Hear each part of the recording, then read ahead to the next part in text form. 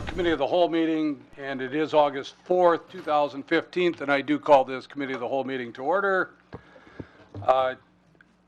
In attendance, Sandy, are you? Sure. Thanks. Brian Smith. Here. Dave Peterson. Here. Eric Olson. Here. Paul Mayo. Here. Chuck Whitman. Here. Steve Hackett. Here. Alan Keeland. Here. Lori Chestnut. Here. Paul Hagan. Scott Perchatsky and Jillian Peterson. 8 present. We have a quorum. All right. Thank you, Sandy. You have an agenda in front of you. As far as I know, there are no additional handouts unless we have some presenters that are going to give us some information. We'd need a motion to approve the agenda as printed then. Second. Motion by Olson, second by Keelan, that we approve the agenda as printed. Any discussion? All in favor signify by saying aye. Aye. Against? Motion carried. Okay, the first item on the agenda then tonight, there are 2 items. The first one is a presentation of a proposed dog park to be located by the city well on County Highway E. And Aaron, I know you're going to have some help in this, but you are the one that's going to set this up for us. Sure. Thanks. No problem. Thanks, Mayor. We were approached a while ago about the idea of a dog exercise area from Bob and Christine Falks as well as Jerry Lyons. And we've kind of looked at a number of different options within the city. A couple of them that we thought may work have turned out to not really be options after all. We've moved back to the location that we're going to be discussing tonight, and I am not going to say too much because I know we have a presentation that they want to give. So I'll just turn it over to them, and I will be happy to answer any questions that I may be able to help with. But with that, who am I introducing? Bob? All right, and here's Bob Falks. Okay. Yeah, I'm Bob Falks. Thank you very much for taking the time to meet with us this evening. The presentation is going to be real brief, and we thought the way to make the best use of time, we've provided some information in the packet, I think, ahead of time. And we've got 2 brief videos that were shot last week on Friday and Saturday. And this is the model. You can go ahead and start anytime you want, Aaron. So this is Friday morning. The first one, you're stuck with me in the narration. The second one is much better. This was done with a flyover. Standing Rocks dog exercise area. That's the double gated area that you would bring the dog into. So at all times the dog is on leash till the person is at registration in that area. Once the dog goes through that confined area and goes back throughout the gate, then they're welcome to come off leash. It's the rules of the park, the registration area, and the waste receptacle bags that are spread throughout the park. It's about 40 acres, and it's pretty much what you see. It's a walking trail. Dogs are allowed like off leash. Typical day, there might be at one time 5 to 6 cars is real common if it's a busy weekend. There's a couple of resting places with Leopold benches, place to get out of the sun. And then this area that they're going to come up on next is the hand pump water fountain that you'll see in the next video is rather popular.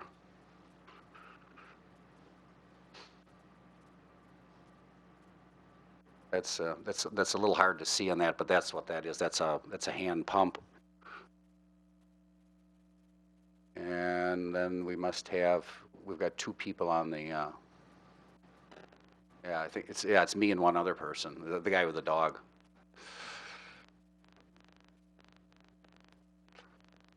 Jeff Robinson from town provided this video. He's got a commercial license with, he's a drone pilot as well as an airline captain, and his 6-year-old daughter was along. She didn't want to fly it on Friday morning, but she's capable of it.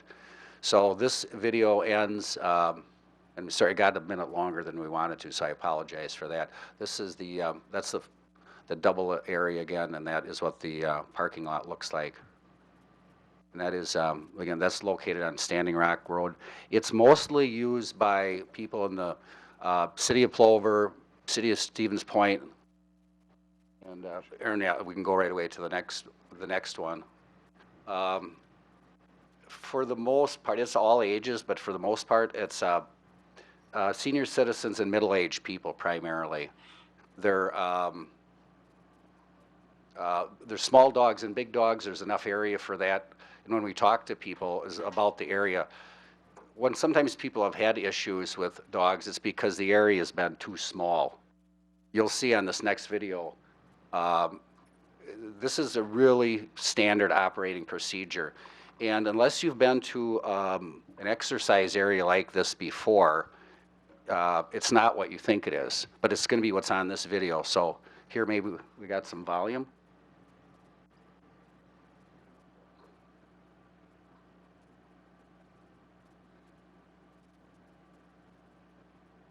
Morning, August 1st.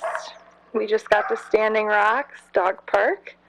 It's about 10 a.m. Yeah. And I mean, my puppy is going on 6 months. Aww.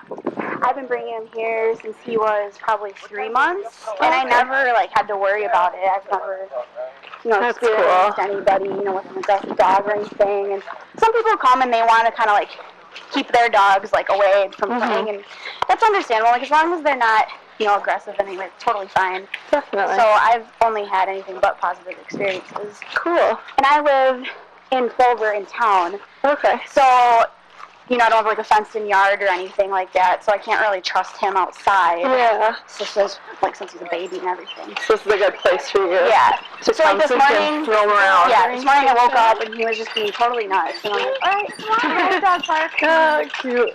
So, And they know it. depending on how much I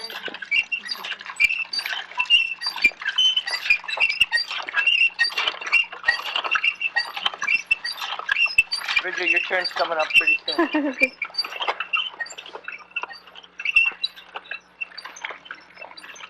There, that's good. So we're about halfway through.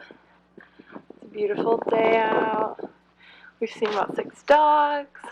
They're all having lots of fun. We're meeting people. It's a really nice, peaceful area. Very serene. And lots of happy dogs. Hi there. Yes, we have a small one. Blake, are you jealous? Hey guys. Hi. It's a great, we're going right back in there.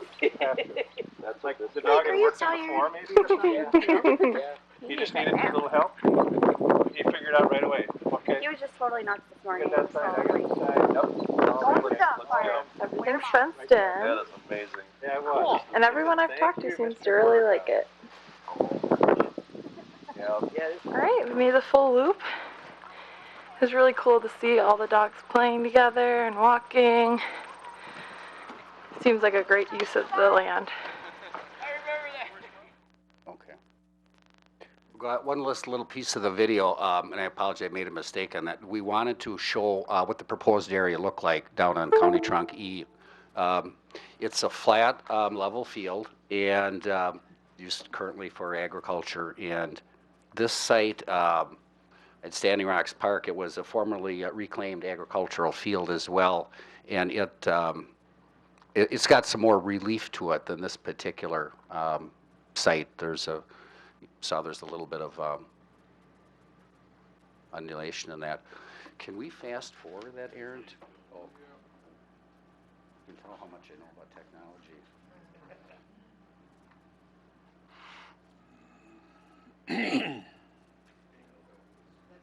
Yep. So this is the where is it well number? Is it 5 and 6? Yes. It's down there off from County Trunk. You see the well is in the backdrop there. That's essentially the land from the north that the city owns.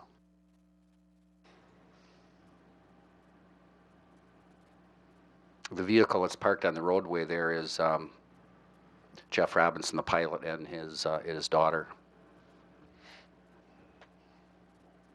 And this should conclude in about 20 to 40 seconds, because that's about what there is there. I think we tried to get one, I don't know what the resolution's going to be like, one place where he flew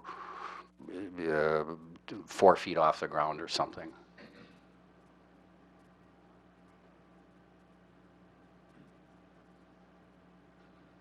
This was, as I think Aaron said, there's been many sites considered over the last several years, and as the fundraising from the foundation has become, has started, and we really wanted something with a close proximity to the city, because a lot of people that live out in the country, they've got land and they don't necessarily, it's really more for the people with small dogs, more city residents where a lot of the people live. So thank you very much for watching the videos.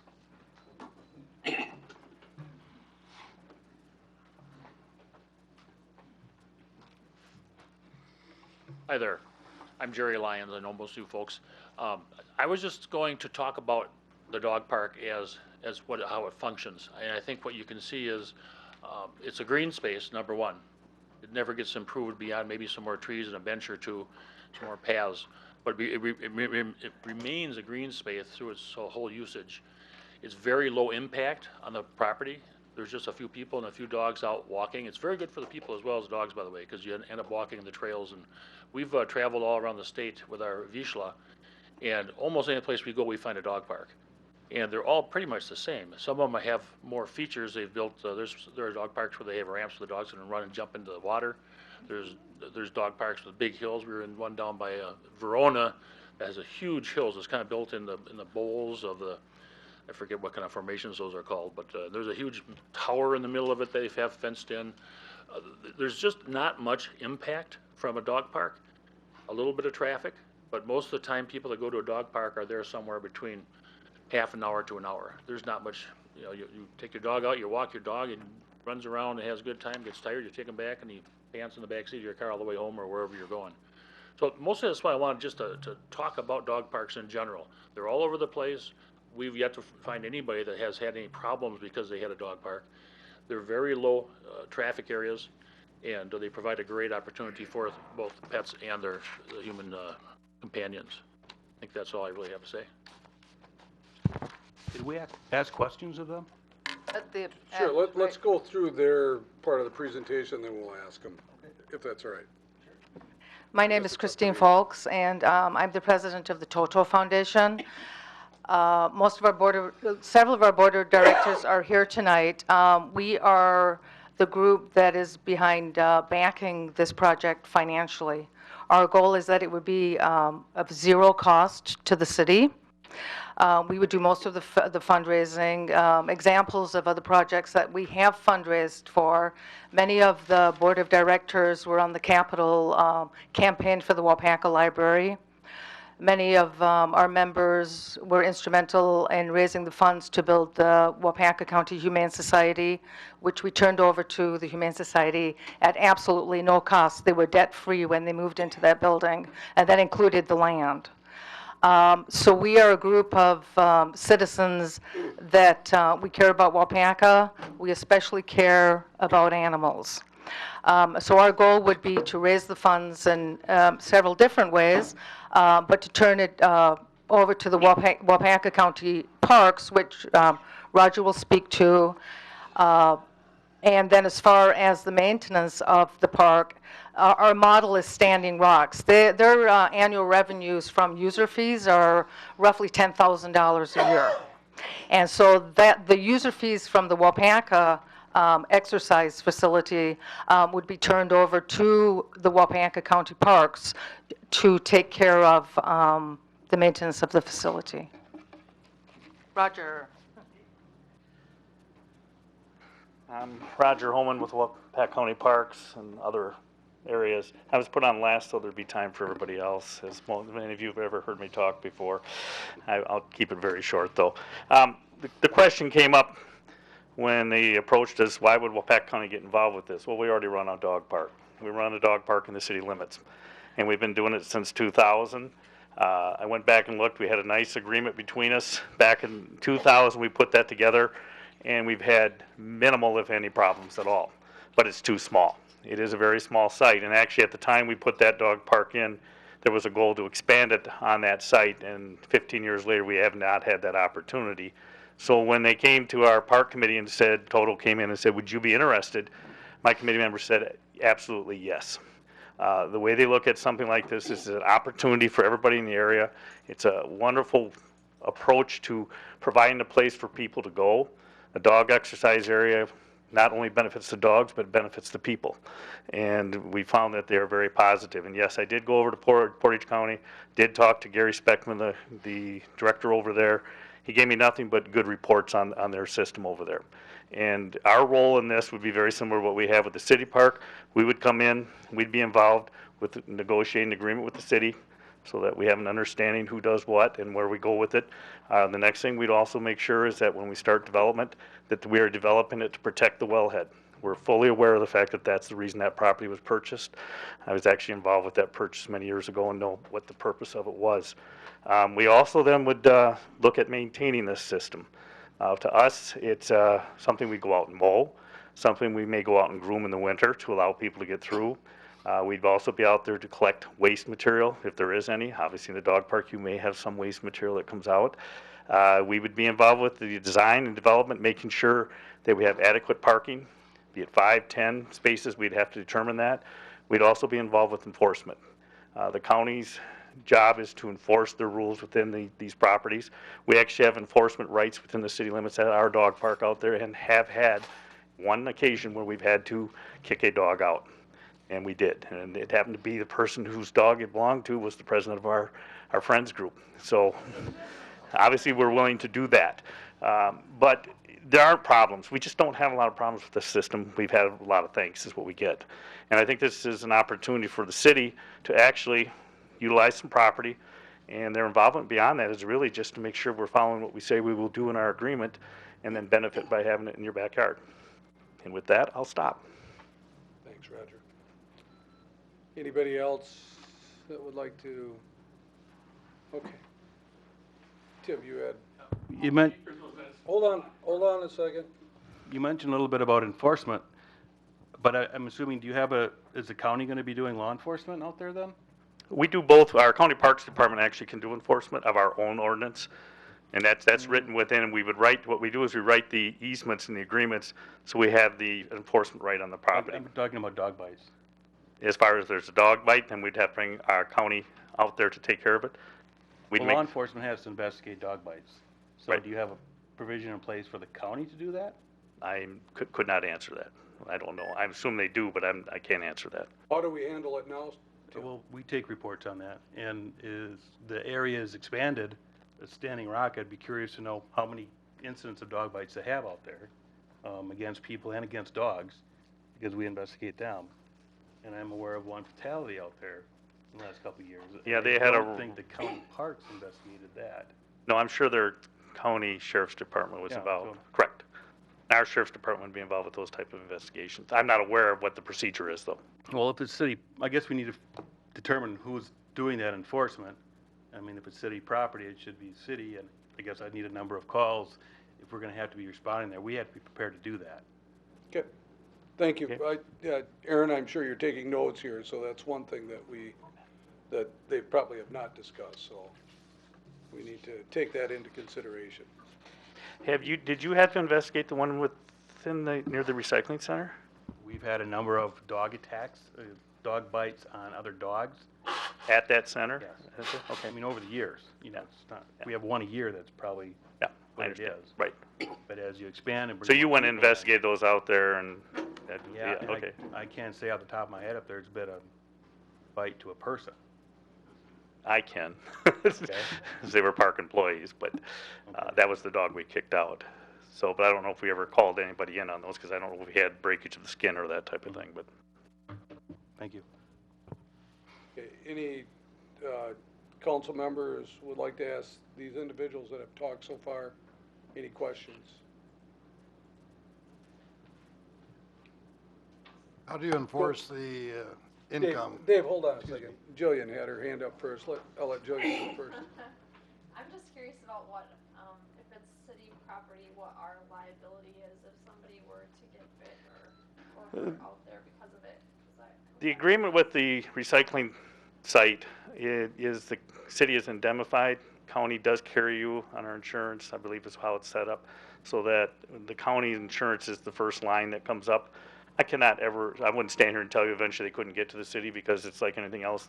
But the county does take over the insurance requirements, the liability on the property, just like we did out the city site out there. So if there is an incident, we would be brought in and we'd be the ones that would be dealing with it because we would name you as the city in our insurance policy is how we normally do it to cover the city. But I would recommend you have your attorney, your lawyer, make sure that that's the case. Dave? And the income sounds significant. People self-pay as they go through, or? There is, in Standing Rocks, you can self-register. They also can pick up the passes, the permits from the Parks Department. And and I don't remember their exact numbers, but I believe it's something like $25 a dog up to 3 dogs. And then it's $65 for 3 dogs, and they don't allow more than 3 dogs per owner, so that they don't run into that conflict. They have pretty good rules on their parks. You can't bring a dog in if it's under 6 months. You cannot bring a dog in that's in heat. You cannot bring a known dog in that is a vicious dog, and those type of things. And it does work well in the end for that. But you're still going to occasionally have that incident, just like you do. You know, somebody's going to bring a dog in, not going to be the right kind of dog. But it's pretty well-run system over there. Is it all fenced in now, or is that something you people? Standing Rocks is all fenced in. We would have to fence about the in one this here. one further, correct? And is there any potential future use of the city for the land? That's another concern I had. You know, we'd probably want to retain that ability if something were to come up that we could, you know, in our agreements. Right. The current easement that we have with the city or agreement, whatever it is, a memorandum of understanding, provides it's an automatic renewal, and then the city, I think, can give 180-day notice that they would like the property back, and then they agree to pay back if there's certain things that cannot be removed. That's the kind of stuff we'd look at. I would hope initially we could work into a 5-year agreement at minimum, because of the investments of the people that are donating to this would have that opportunity. But that's stuff we'd sit down and talk about where we go. But in the end, if a use does come up, your needs change, that's the way we've written them up. And we actually have one with the school district of similar nature to use their property for a multi-winter trail type system. And we wrote up very similar to that, giving everybody the opportunity. And of course, if we breach our agreement, there's ways to get out of it and that type of thing. Yeah, to go along with that, Dave, there was some discussion about a recreation facility, a soccer facility out there, and, I can, if you don't yeah, mind. go ahead, Aaron. Yeah, Dave, we did, a couple years back, we did look at it for the possibility of a soccer facility. We were using the chain school at the time. We're now using the high school. It turned out that the space didn't lend itself very well for a multi-soccer field facility for a couple reasons. Number one, if we're ever going to host outside tournaments, there's not very easy access off of Highway 10 from there. It's kind of tough to get to Highway E coming through town. It's not a great location. Number two, one of the reasons we wanted to move it from the chain school was Highway 54 was right there. Kids running that close to that highway didn't feel like a safe situation. Right there, we would be off of Highway E, also 55 miles an hour. We didn't like that setup either. And then we saw the possibility of working with the high school, and we're in the first year of that and hopefully going to continue to build on that. Any other council members or staff that would like to ask questions? What's Peg. the estimated cost of build? Well, hopefully, most of it will be done by in-kind donations from different companies. One of our major expenses is going to be the fence, and we're hoping if we can do a simple fence with fence posts and perhaps like the wire mesh kind of thing. They have a Standing Rocks. We're guessing $5,000 or $10,000 for that part of it. The park committee, county park committee, basically told the group, if you pay for it, we're willing to help develop it. We're not going to pay with our funds to develop a park. This is another case where we're saying we'll take care of it afterwards, but you have to fix it up first before we'll get in there. But we want to have a lot of input up front to make sure we put in an exercise area that fits the needs of people, but also protect the area. Roger, go ahead, Roger. I'm just curious, you said Standing Rock is by Plover and Rapids? They generate $10,000. How is the city of Waupaca going to generate $10,000? I would not expect a park this size to generate that type of revenue. That's just giving an example of what can be generated. Actually, Stevens Point and Plover that utilizes that mainly. But I would say, based on the dog count in the area, we're probably talking closer to the $5,000 range for the users that come in. Our goal is to generate enough to offset our costs for maintenance. That would be really our goal, and then put some aside for future development. Do you have an estimate on that? On what we would generate? On what it's going to cost to maintain it? John has looked at that. He basically figured out we'd have to go out there and mow it at least once a week. And at that same time, we would pick up the waste material that's there. We may actually send somebody out. It depends on what type of collection system we put in to monitor the box and collect the money from there. So twice a week, 3 times a week, based on the uses, we'd have somebody there, which would help maintain the site and that type of thing. So really, an hour to get out there and do the work. Mowing would take whatever time is in there. We probably do have that estimate. I'm guessing John gave it to me. It was something like between $3,000 and $4,000 if we have to do a lot of mowing. The mowing is what takes up the most time for us. Go ahead, Dave. One final one would be, that this would then probably take the place of the one we have in town now? That's a or- good question. The position the Parks Committee has taken is that not initially. The goal would be wait to see what would happen. The one in the city is free. It wouldn't be maintained as a free site. We'd like to see if the uses change. The other opportunity is you could restrict the size of the dogs in the city one and make it a small dog park and allow small animals to be in there. So we're not as concerned about it. It's not a real, I mean, with the city's cooperation, maintaining that park has been fairly simple. In fact, we've had a lot of cooperation from the Public Works Department dealing with the water and those type of things. And so I don't think we would initially talk about closing it down, but it would be something that we might pursue in the future if we just don't see the uses out there. If we see the uses drop, there's no reason to maintain 2 in the same area. Okay, any other questions from council members or staff? All right, thanks, Roger. If anybody in the audience would like to ask a question or speak on this, and that's why you're here tonight, I ask that you come up to the podium, give your name and address for the record, and ask away.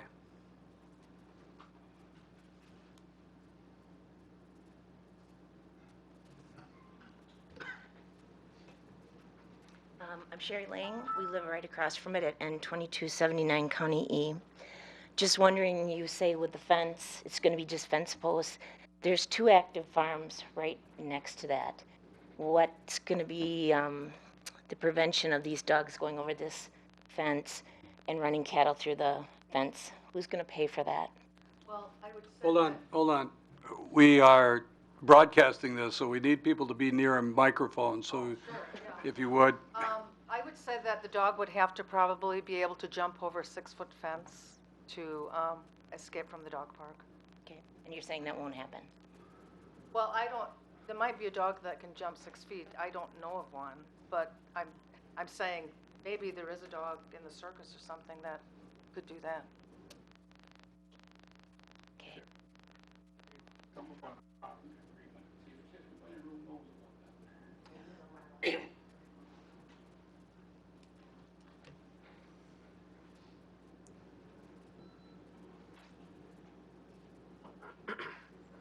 Larry Lang.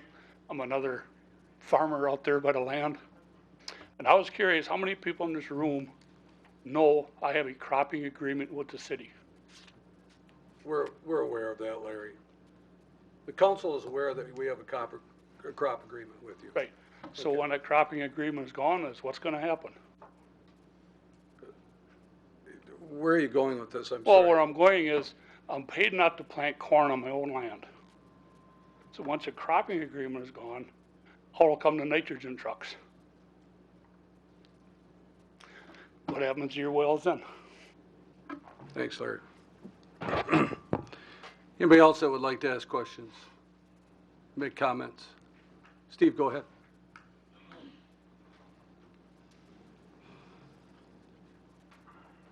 Steve Gall, Chairman Donald Lind, and live on N2228 County A. Just 3 things that I that I've been thinking about on this, and we were presented with this a few months back. Do kind of wonder, as far as the water quality, that would be a real concern of mine out there. I'm pretty sure just in the last couple of years you've had some nitrate problems on that well, where you've had to mix wells in order to pass there. The other thing I do worry a little bit about is, you know, people bringing dogs out and maybe dropping them off and leaving them there. I don't know if there'll be any video surveillance out there as far as people going in and out and making sure they bring in a dog and take out a dog. And then the other thing I would encourage everybody to do is just go online and check out dog park lawsuits. That's all you got to do is punch that in, and you'll be amazed what you find. So that's all I've got. Thanks, Steve. And Steve, you are the chairman of the town of Lind. That's correct. Correctly? Okay.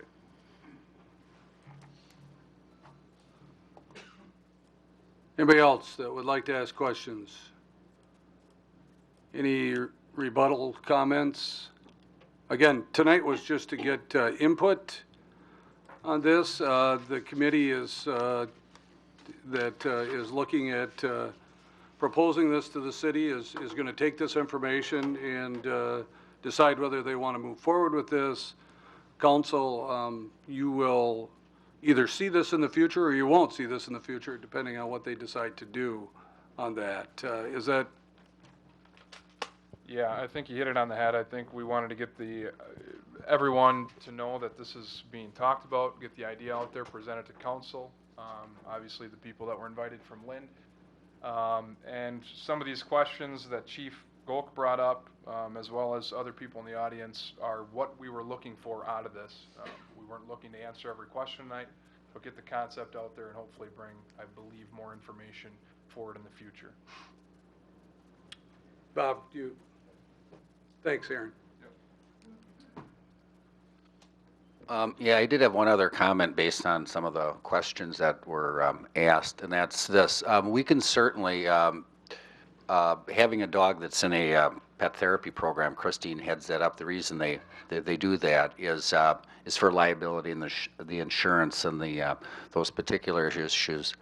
And we can certainly find out what the experience has been over at Plover and Stevens Point. I'm sure they would have a log and record of any problems that they have there.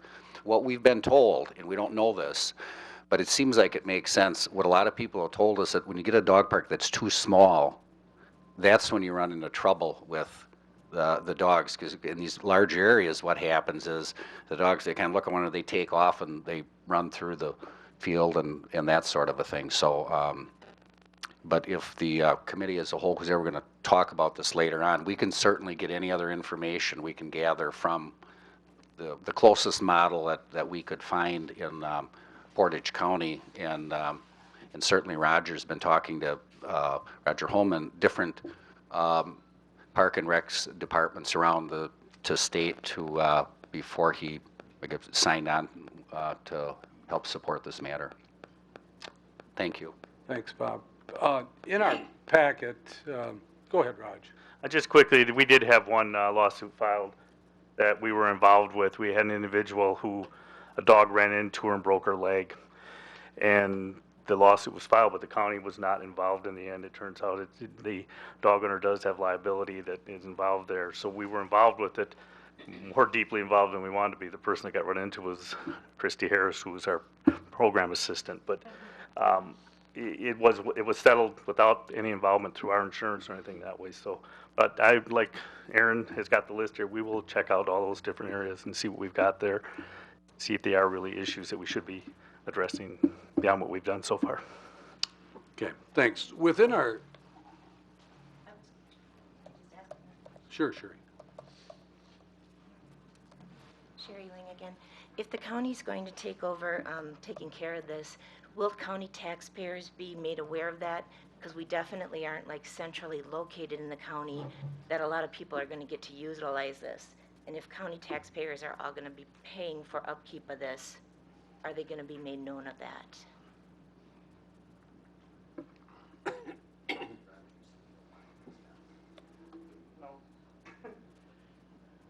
our goal, and I appreciate the fact there could be taxpayer dollars. You know, anything we do that could actually happen. Roger was relating to that. We could have some expenses.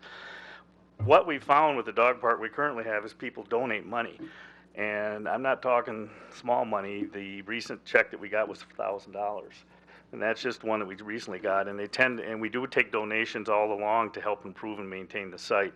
So really, again, maybe our goal to run this site at minimal impact to the taxpayers. I'm not going to say it'd be 100% because, you know, we wouldn't track it that close.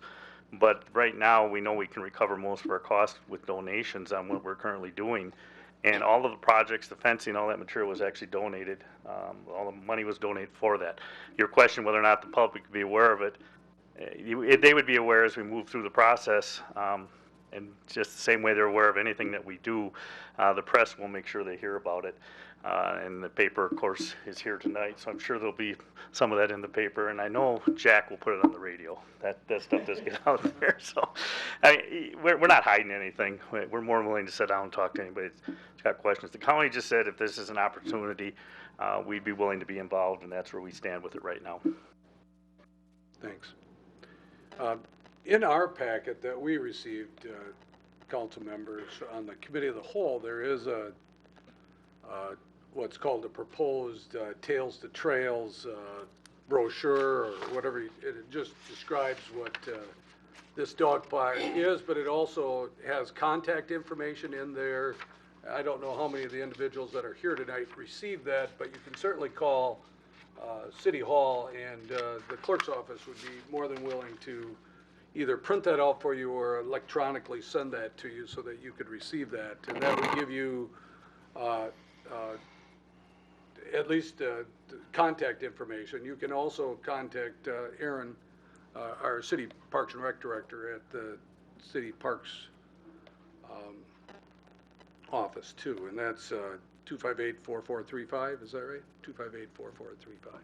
It's also on our city website. Okay, and Sandy said, if you didn't hear her, she did say it's also on our city website, so you could look at that too. Well, if there isn't anything else, thank you for those of you that attended tonight. We'll wait to hear from you. Thank you. We do have one more item on the committee of the whole meeting, and it is just to talk about our future budget. So if you want to sit and through that with us, you certainly can. That's totally up to you. Supper time. I do ask that if you want to have continued discussion, that you do that upstairs and away from our doors so that we're able to hear. And again, as I said, we are broadcasting this, so we want to make sure that the people on TV and radio can hear us.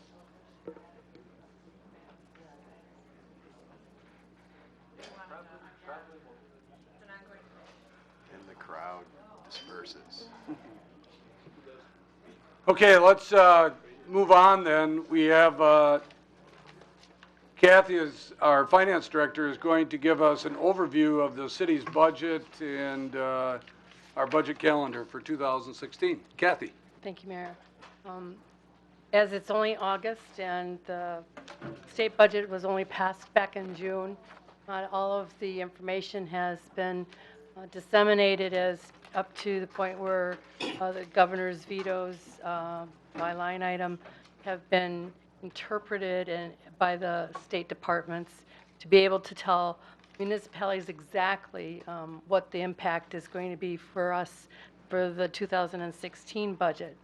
However, just this week released was our net new construction, which was positive, but only 0.26%, which based on the levy limit law would only allow us to raise our levy by $9,197.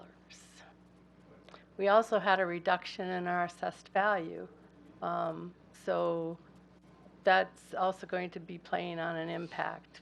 But that's some of the parameters that we're going to be working with in the 2016 budget, which means is going to be very, very tight. We'll have to look at making sure the departments come within or below budget, and We're going to start with putting together the worksheets for the departments, and they'll be going out later this week for them to start entering in information or gathering information and providing my office with their best guess as to what they'll need for the coming year. Other factors that the council should take in consideration is that last year we did a $90,000 prepayment on our debt. What I'm going to propose this fall is to pay a prepayment on a 4.5% note that we have out there instead of the trust fund loan, which is at around 3. So we'll be saving on some interest, and whether or not the council wants to continue on that route. With the fact that the levy cannot go up, the levy would go down $90,000 if we didn't make another prepayment, because the levy limit law is debt in and debt out. So whatever your debt payments are from the last year, you take those out of the levy and you put your current levy debt payments in. So if you wanted to hold your levy flat, that would be one of the things that we would continue to pay down some of the higher interest debt. Another change that we're going to be looking at is just some of the formatting for the budget. The last couple budgets you've gotten have had lots of numbers in them. We're going to slowly start making this document a more popular report, is what me and others in the finance world kind of make it as. It's kind of like, here's the department, here's the FTEs, here's the goals, here's what they accomplished last year with the money that they were given, and kind of get more of a narrative and picture of what that department involves. So I think that will help in communicating to the public and to your bondholders and other people who use our information for comparisons, exactly how much the library costs you, how much the police department costs you, and what they're doing with your tax dollars and the additional revenue that they receive. Speaking of the library, in talking with Peg and putting in the new financial software, is we're going to move the library out of the general operating budget. And we're going to make it a special revenue fund. With the amount of dollars that they get from OWLs and the support of their donations and their other fees that they charge, it would be better for the operation and reporting for the library, for the Department of Public Instruction for their annual report, and to the library board to be a separate fund. And in that way, any of their donations, program revenues that they have, all flow within that fund, and they keep and retain that, and it doesn't get lost within the general operating. It also shows you as the council how much you can give them as far as tax levy support, and it gives you a better picture. Another change that will be instituted for 2016 is that revenues will be accounted for in revenue accounts. Right now, the past practice has been that if I have a reimbursement from a donation and I'm going to buy this item, I've offset it within that expenditure line, and the donation is lost. You don't see that in any of your reports. So the premise of government accounting is to show the public and the decision makers where are your revenue sources and what those revenue sources fund. And so we'll be rechanging or retooling, how you want to say it, how we're accounting for revenues and expenditures. So there won't be, as I call it, checkbooking. So I bought this, I'm going to take the money, I'm going to put the money I got for it out of there. There'll be a revenue account. And to help eliminate that disparity within the budget item in the general operating fund, these one-time expenditures, reimbursements will be kept in another separate fund. It's a donation and grant fund. These are for one-time purchases or offsets that they're going to bill somebody. It's not what they need to operate, is what you really want in your general operating budget, is you want to know what the tax dollars and your local revenues are paying for, and these one-time amounts can be over kept in another separate fund, and those just net each other out. So we have a calendar, and we're looking at starting off this week. The first initial department request would be returned to me September 18th. It gives a little over a month for the departments to get their information to me, to be able for me to provide a document that will be easy for everyone to understand and read. Outside agencies will also be receiving their requests this weekend and have to get them back by September 18th. And then I have a couple weeks to put everything together.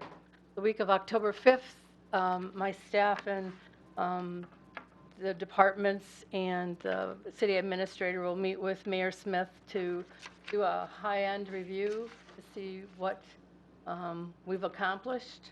And then we're going to have a budget workshop, which I'm looking at as an informal meeting, kind of like this, but more on no dais.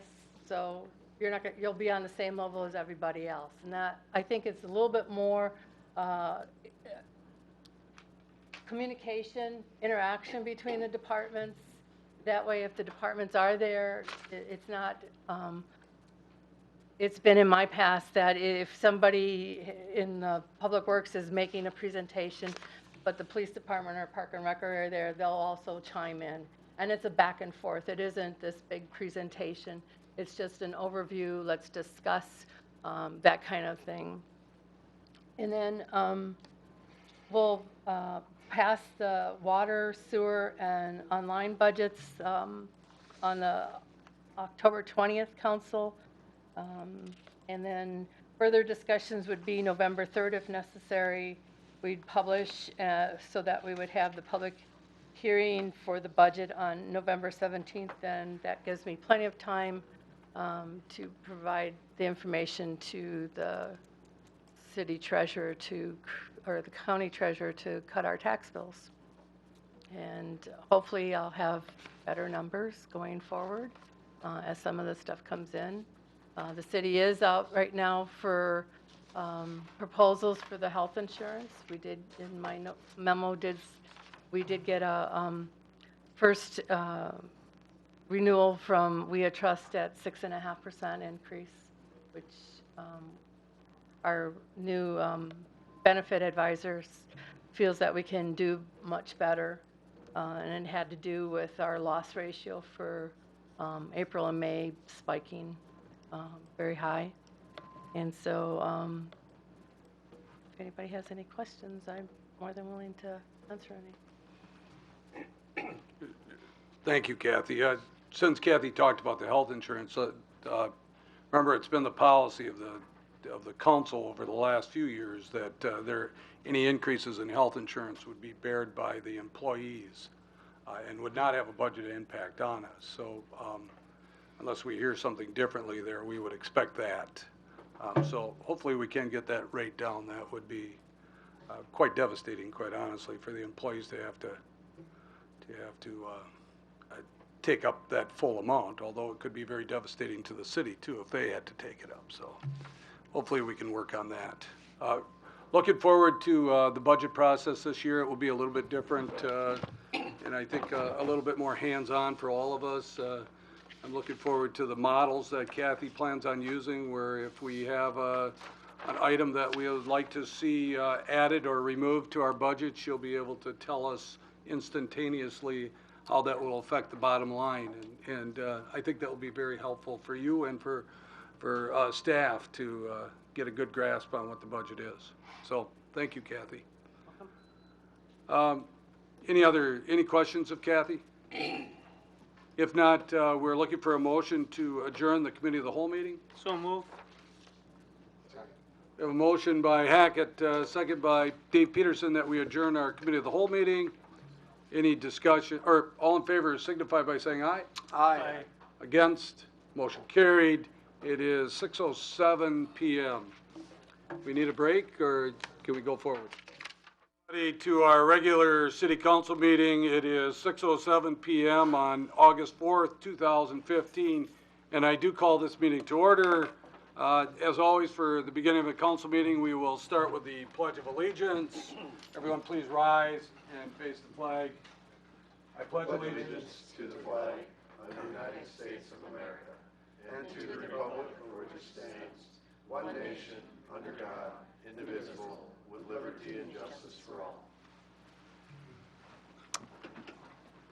And we'll ask Sandy to read the clerk's open meeting statement for us. This meeting and all other meetings of the Common Council are open to the public. Proper notice has been posted and given to the press in accordance with Wisconsin state statutes, so the citizens may be aware of the time, place, and agenda of this meeting. And would you also take roll for us? Brian Smith, Here. Steve Hackett, Here. Lori Chestnut, Here. Paul Hagan, Here. Alan Keeland, Here. Scott Perchatsky, Dave Peterson, Here. Paul Mayo, Here. Chuck Whitman, Here. Jillian Peterson, and Eric Olson. 9 present, we have a quorum. Thanks, Sandy. Consent agenda, you have, in your packet, you have items that are on the consent agenda. Again, these are items that we make one motion on every one of those items and vote on those with that one motion. Are there any items that council would like to see moved from the consent agenda to the regular agenda where they would be voted on individually? If not, we'd be looking for a motion to approve the consent agenda. So moved. Second. Motion by Keelan, second by Chestnut, that we approve the consent agenda as printed. Any discussion? All in favor signify by saying aye. Aye. Against, motion carried. Under your regular agenda, Sandy tells me we have nothing additional to hand out tonight.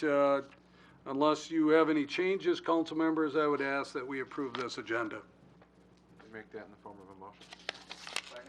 Motion by Hagan, second by Olson, that we approve the regular agenda as printed. Discussion. All in favor signify by saying aye. Aye. Against, motion carried.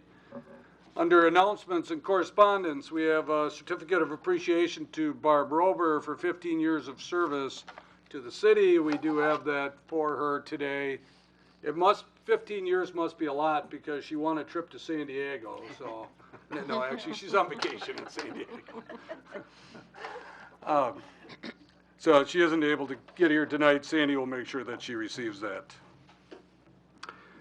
All right, and Aaron, you have somebody that you would like to introduce to us tonight. Yeah, thank you, Mayor. I'm very happy to announce we had our new senior center coordinator start yesterday. Her name is Sarah Rybrock. She's here with us, and I will let her get to the podium and tell her a little bit about herself, and we just wanted to introduce her to you guys. So. Well, thank you for having me. Like you said, my name is Sarah Rybrook. I'm a graduate of University of Wisconsin-La Crosse with a degree in therapeutic recreation. I have been working in healthcare for about 20 years, mostly in nursing homes and adult daycare centers.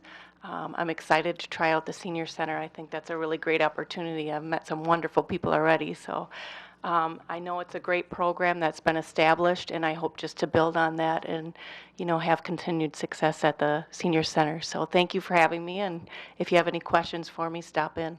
Thank you. Thanks. And does she have an email yet, Aaron? She does, and it's her name, srybrock@cityofwaupaca.org. Okay. I don't think we haven't got it set up yet. It'll be done tomorrow. Okay. So wait till tomorrow. Okay.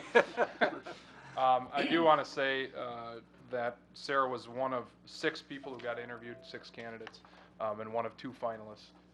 We had some very good candidates, and we're very happy to have her. So if there's any questions on my end or her end, you guys know where to find us. Thanks, Aaron.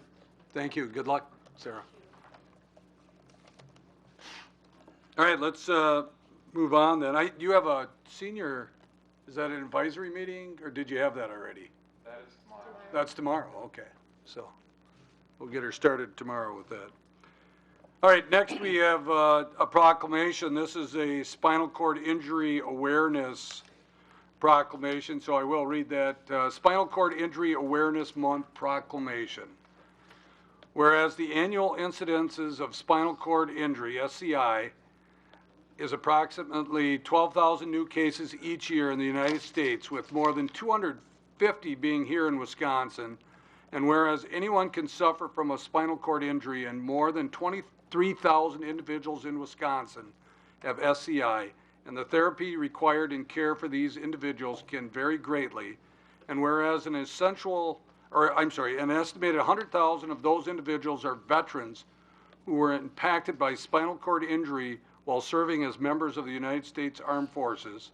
And whereas Madison SCI, a chapter of the National SCI Association, offers education, resources, and support, and is committed to enriching the lives of people, including our veterans, who have been impacted by a spinal cord injury or paralysis. Madison SCI members include not only people who have incurred paralysis or disability due to spinal cord injury and related conditions, but also their family and friends, healthcare and rehabilitation professionals, policymakers, and corporations.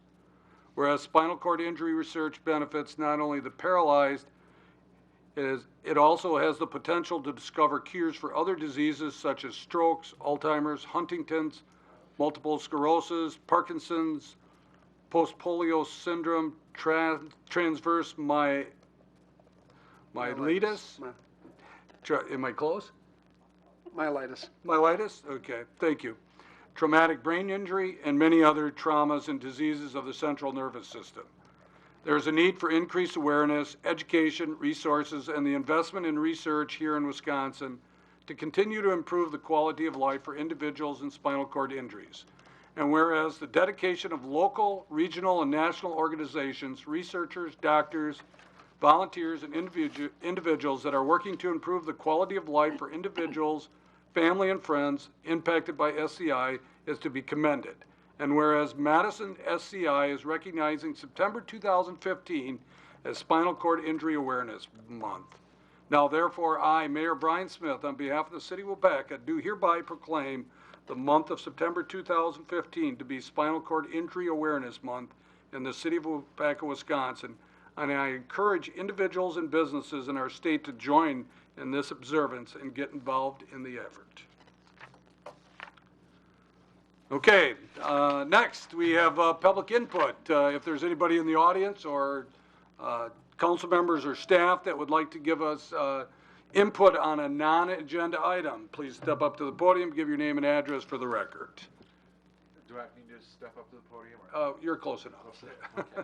Paul Hagan, 315 South State Street. I just want to let everyone here know that we're going to have Japanese visitors here August 10th through the following Monday, the 12th, or excuse me, the 18th. They'll be around our city and doing various things and various events. If you happen to see anyone who appears to be wandering around aimlessly with folks with them, stop and say hi.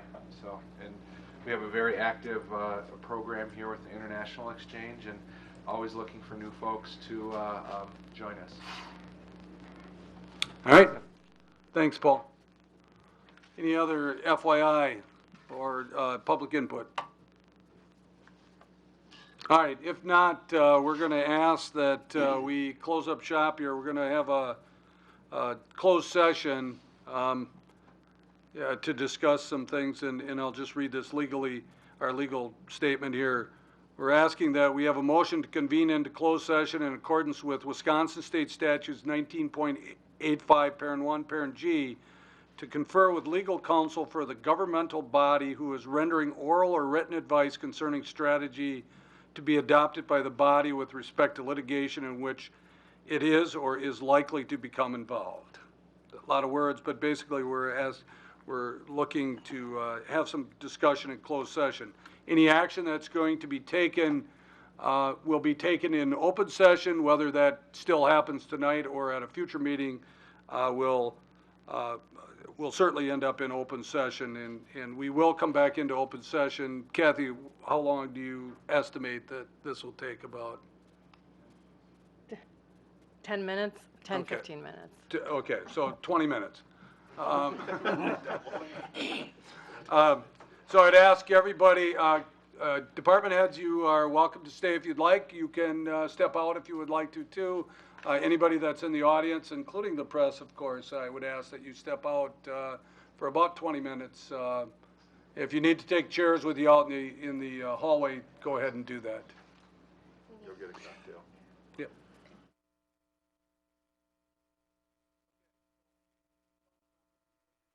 We are still in, we reconvened in open session. We were just waiting for a quorum. So we did have a closed session. And do we have a motion that came out of closed session? Mayor, I'd like to move that council authorize staff to move in the direction that we discussed during closed session on the topic of receivables owed to the city. Second. You've heard the motion by Mayo, a second by Olson. Is there any discussion? If not, Sandy will call the roll. Dave Peterson, Aye. Scott Perchatsky, gone. Lori Chestnut, Aye. Chuck Whitman, Aye. Paul Mayo, Aye. Jillian Peterson, Paul Hagan, Aye. Alan Keeland, Aye. Eric Olson, and Steve Hackett. Aye. 9 ayes, motion carried. Thank you, Sandy. We have one item under unfinished business. This is the second reading of ordinance number 0915. Brennan, you want to just tell us what this is again, please?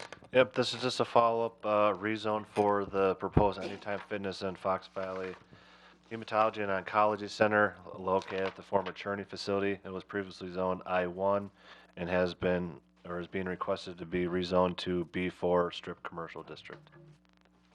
Okay. So this is the second reading. We would need a motion to approve this ordinance. I move to approve ordinance number 09-15. Second. We have a motion by Keelan, second by Hackett, that we approve of ordinance number 0915, an ordinance amending section 17.201, parent 2 of chapter 17 of the municipal code of the city of Waupaca, entitled Amendments to District Maps, specifically 705 West Fulton Street, and this is the second reading. Any discussion? If not, Sandy will call the roll. Alan Keeland, Aye. Jillian Peterson, Eric Olson, Aye. Paul Hagan, Aye. Paul Mayo, Aye. Dave Peterson, Aye. Chuck Whitman, Aye. Lori Chestnut, Aye. and Steve Hackett. Aye. 9 ayes, motion carried. All right, let's move to new business. We have a request from the Waupaca Ale House to extend their dance hall permit and alcohol license premise description to include the east parking lot along the banquet hall on Friday, September 4th, 2015, from 5 to 11 p.m. for the Rotary Oktoberfest event. I don't see Aaron here tonight, but Henry, you and Peg, you guys are members of Rotary. Can you? Well, I won't represent Rotary on this, but I know Erin did contact me, and she apologized that she had a conflict and couldn't show up. This is a 4 or 5 year event. I do see in reading her cover letter that it is a little inaccurate. Basically, it's a licensed premise now, which would allow people under the age of 21 to be in there in their dining room and in their facility. They're just asking to kind of move it, their area out into the parking lot. On this particular project, through the years, they have put up a fence as part of the project, and I think they're still agreeable to doing the same thing for the event. But it's essentially the same request as in past years. And they do have a reserve deputy. Okay, so if there's any specific questions, Henry. you know, I can try to answer. Okay. Yeah. All right. Just because I've been there and I know what the event's like. Anybody have any specific questions? I guess I have one only because he brought it up, and I wouldn't even thought about it, but you said they are willing to put up a fence, but are they going to put up a fence? Well, I think, well, it's up to you. I mean, that issue's come up in the past, and probably talk about it again this evening. They have put it up in the past. Well, it does, You know. well, maybe it's just describing the outline of Right. it. That's about all they're doing there. I mean, they need to define it because they have to kind of control entry, and I think that's more of a purpose for it than to deal with the alcohol issue, because they do serve food and they also want people to come in, and you know, so they do it more, I think, as a control. Yeah. So. Okay. I think that they're fine with it. Okay. I'd move for approval. Okay, we have a motion by Hagan. Second. Second by Whitman that we approve of the, extending the dance hall permit and the alcohol license premise description for the Waupaca Ale House for September 4th, 2015, from 5 to 11 p.m. For the Rotary Oktoberfest event. Any further discussion? I'm still not clear. Is there gonna be a fence? I think it's up to them unless you want to add it to your motion. I believe the fence is. It's included in the description. I kinda looked at it and I couldn't tell, so. So, yes, it would include a fence. Yeah. Okay. All right. And you're okay, Chuck, you're okay with that? Yes. Well, the only thing to ask is why it's called Oktoberfest if it's in September. They get that a lot. No, just It was in August one year. oh, okay. Pre-October. We're going camping this weekend and they're having a Halloween party, so I can't help it. All right, any other discussion? All in favor signify by saying aye. Aye. Against, motion carried. All right, we have a request from JR Sportsman Bar to amend their alcohol license premise description. This is for JR Sportsman's Bar, 1277 West Fulton Street, and I know that Jay is here tonight, so he can answer any questions to you. Jay, you want to just explain? Just step up to the podium, would you please? And give your name, please. My name is Jay Simpson from JR Sportsman's Bar. We, in the future, this isn't anything that's going to happen this year, but in the zoo area it's fenced in, we have plans to possibly put in volleyball courts, and we also have a pavilion that was used for the zoo before, but since we don't, the zoo is not in operation anymore, we possibly would rent that out for parties. And so we're looking to expand the premise to include the fenced-in area of the zoo for future use. And I've been talking to Henry about it, and I talked to Chief Goak about what we would have to do.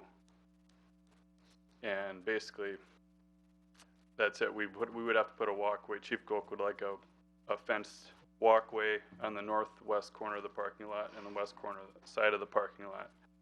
So there would be no walking traffic across with open alcohol, basically.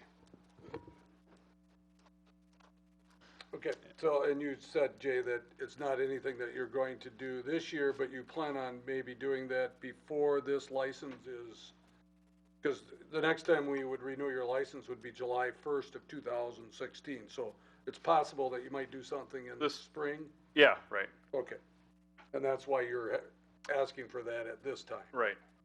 Okay. Jay, you are going to do the fence walkway is something you are going to do? Yes. Okay, cool. Yes. Now, it would be,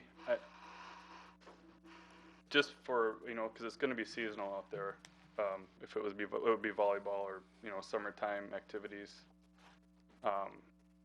We would probably put like a temporary walkway along the parking lot just for snow plowing purposes in the wintertime, so it wouldn't get in the way. So would it be fair to say, Jay, that if you didn't have the walkway up, then you would not be using that? We would not area? be using it, no. Okay. Mayor, I'd move for approval. Second? A motion by Mayo, second by Dave Peterson, that we approve of the request from Jay Simpson for JR Sportsman Bar to amend their alcohol license premise description at 1277 West Fulton Street. Any further discussion? Mayor, I would just make a comment. I would ask if there's any expansion of the existing facilities out there that at least meets with myself just to discuss what's going to be going on. Okay. Jay, do you know Brennan? Yeah, a little bit. Okay, so if you could just stop by his office upstairs sometime and discuss this with him. Sure. That'd be great. Thank you. Thank you. All in favor signify by saying aye. Aye. Against? Motion carried. Good luck. Okay, we have a request from the Community Arts Board, a nonprofit arts organization, for a temporary Class B retailer's license to sell fermented malt beverages on Friday evening, August 14th, 2015, and Saturday, August 15th, 2015, for the 9th Annual Arts on the Square event. And we have Anita and Marcy, are they on the list for spokesmen here too? Hi, I'm Anita Olson. I'm one of the members of the Waupaca Community Arts Board. Every year on the third weekend of August, we put on Arts on the Square. It is always on that third weekend, so this year it will be August 14th and 15th. We expect, like usual, the 5,000 to 6,000 people who come. And this year, they'll be enjoying the 40 artists who will sell their work. We have music on both Friday and Saturday, all during the day. We have 3 different tents under which you will hear music on Saturday. We'll have festival food from 4 different vendors. We have art workshops, and this year, something new, we're going to have a poetry tent. So those are some of the neat things that will be going on Arts on the Square this year. This will be our 9th year, and so we are coming to the council asking for our 9th time to have this Class B license. Marcy was just handing out the program because we have all the programs printed telling about what will be happening. And so we are extremely excited about it. We are meeting frequently.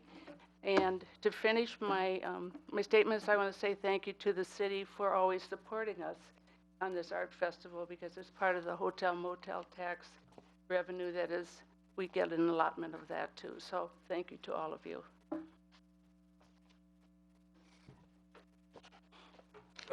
Anita, can I ask you a quick question here?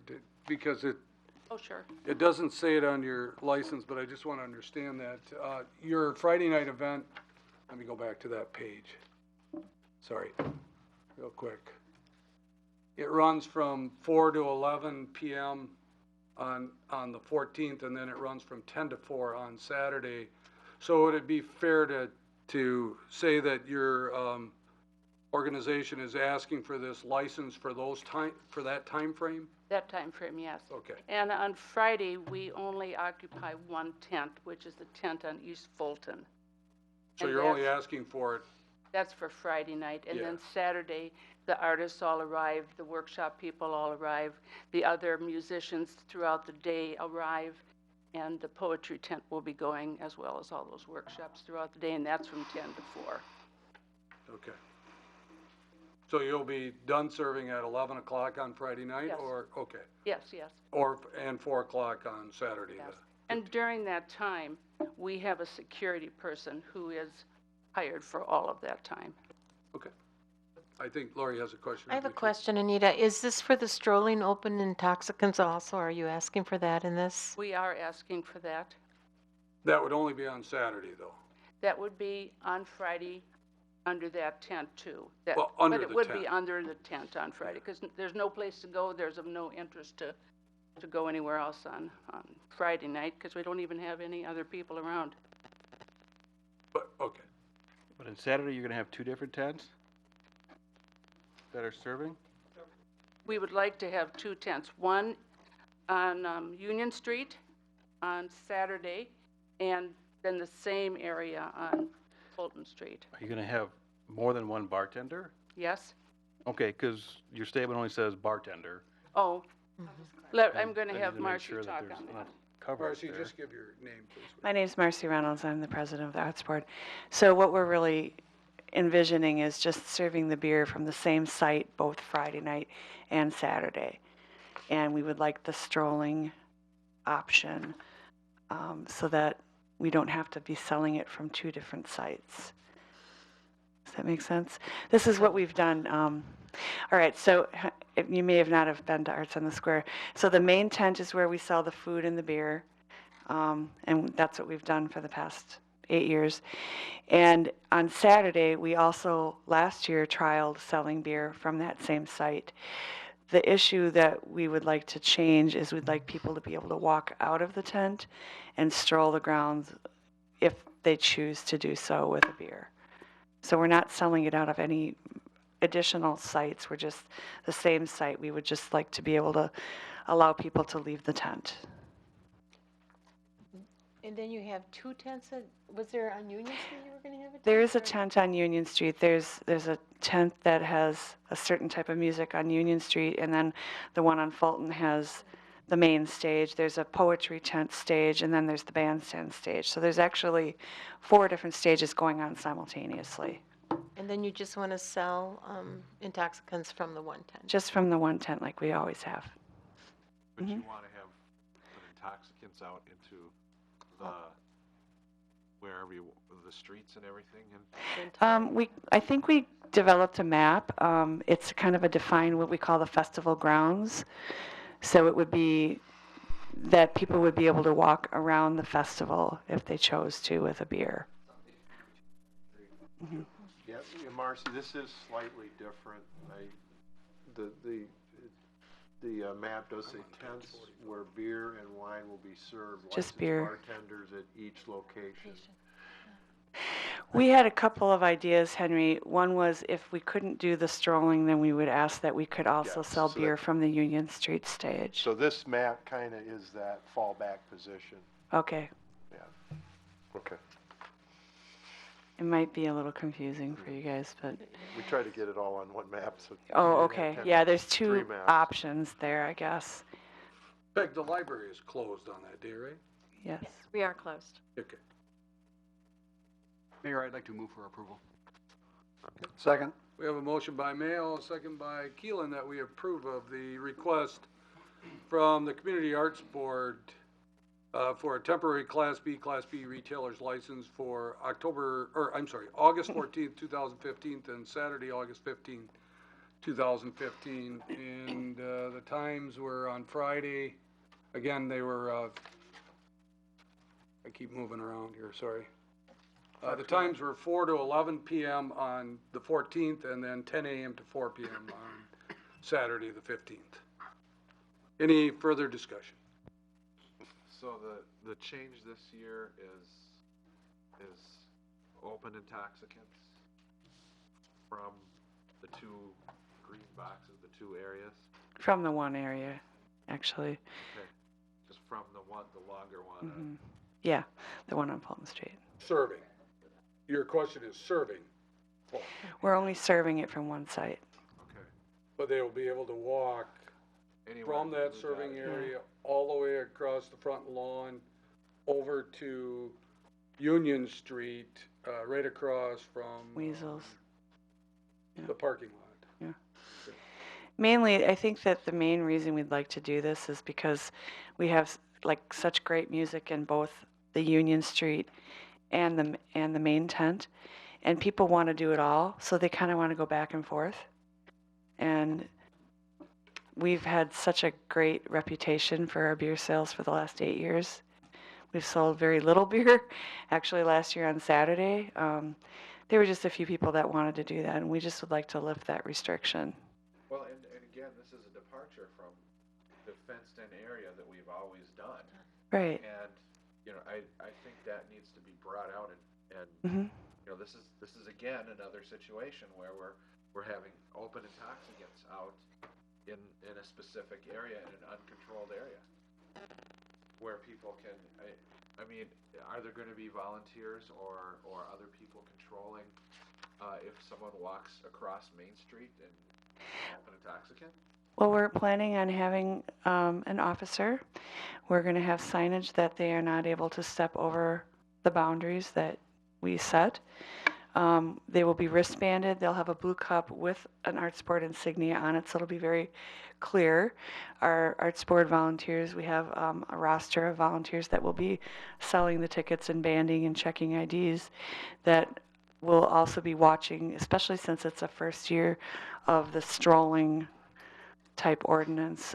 But I just want to point out that we have been selling beer for 8 years, and we have never had a single incident that the police or ourselves have been concerned. On the flip side of that, we have very big concerns about people over drinking. Many of us are in the healthcare field.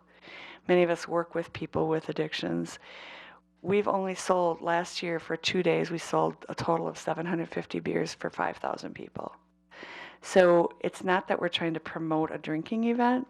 We're just trying to lift the restriction to make it an event that's similar to other arts festivals that can succeed and grow. This isn't an ordinance change, is it? This is just, okay. The other thing I wondered, with your numbers of people, having a change if this should go through, and then having one officer to maintain that, I'd like to ask Chief what his thoughts would be, or one reserve? For 5,000 people, I didn't have the numbers. Was that for your entire event? You had It's for both. 5,000 It's for, attendees? yeah, it's for both days.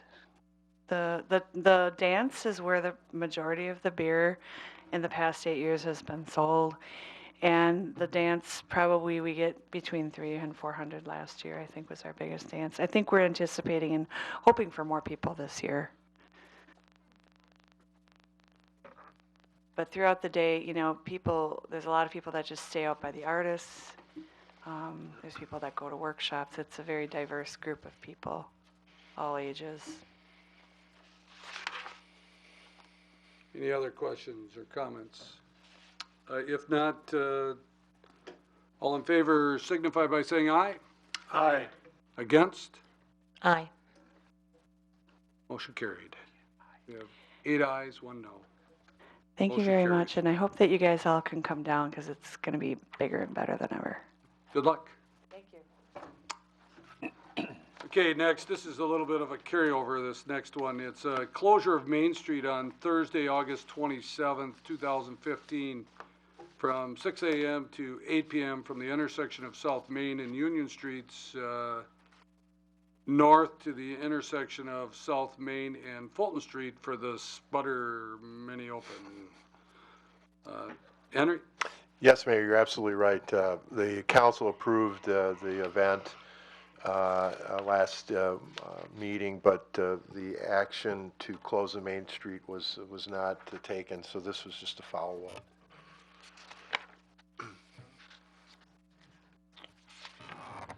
Okay, and Henry, I'm assuming that you have contacted or will be contacting all the businesses that will be affected on Main Street? Yeah. Including Attorney John Hart's office, yeah. They're I was just asking, the event is planned to stop at 8 o'clock, and with the construction of this mini golf course, it's gonna take a little time to get off the road, so we may need to extend it from after 8 o'clock. maybe go to 9, 8:30, 9. I would say 9 at the earliest, yes. Okay. Brandon, would have a question. Reading the packet, you know, some said the new license requests for establishments to move out to the street. Some are 3 to 9, some are 4 to 9.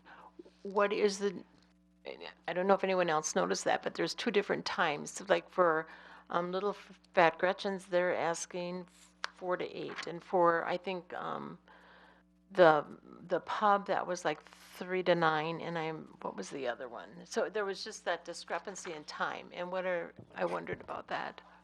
Well, the event is planned to be from 4 to 8 p.m. Okay. At least for the road closure. Now, again, we were planning, I think, up to 9 o'clock, you know, if people were with the kids' events or anything else on the grounds, but specifically the road closure was going to be from 6 a.m. until 8 p.m. at least for the mini golf. That was the intent.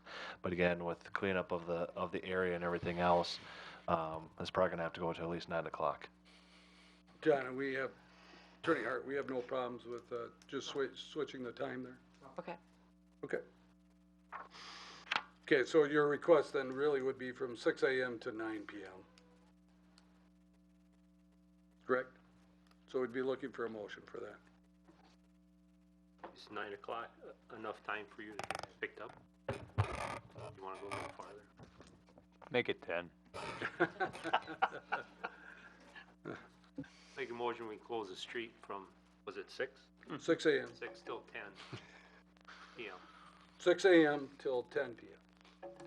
Correct? Yes. Okay. Second. We have a motion by Whitman, second by Hackett, that we approve of closing Main Street on Thursday, August 27th, 2015, from 6 a.m. till 10 p.m. from the intersection of South Main and Union Streets north to intersection of South Main and Fulton Streets for the Sputter Mini Open. Any discussion? If not, all in favor signify by saying aye. Aye. Against? Motion carried. We have a request from Little Fat Gretchen's to extend their alcohol license premise description from, for Waupaca Summer Nights, the Sputter Mini Open on August 27, 2015, from 4 to 8 p.m. I know Gretchen's not here tonight, but she is actually within your street closure area anyways, right? Yeah, this would be up to the council, but I'm sure if I was sitting in there, I think I'd get a lot of fun watching people break down the event, you know, have a beer. So to Ms. Chestnut's point, maybe you want to be consistent on the times on these, you know. Would they be serving then, or would they stop serving at 9, or would they stop serving at 8? That's what I'm. Well, I think what it is they'd stop serving. I suppose if it's still closed, people could be in there eating. But you raised a question earlier. Right. No one during the day that's participating in mini golf and has an open beer could go in this place and consume the open beer. You know, they wouldn't do that. Nor could somebody buy a beer at Little Fat Gretchen's and then go out on the course. So that's got to be monitored a little bit. But to her point, when we were talking to her, she doesn't want people to bring in beer, right? So she's going to be monitoring that because she wants people to buy from her.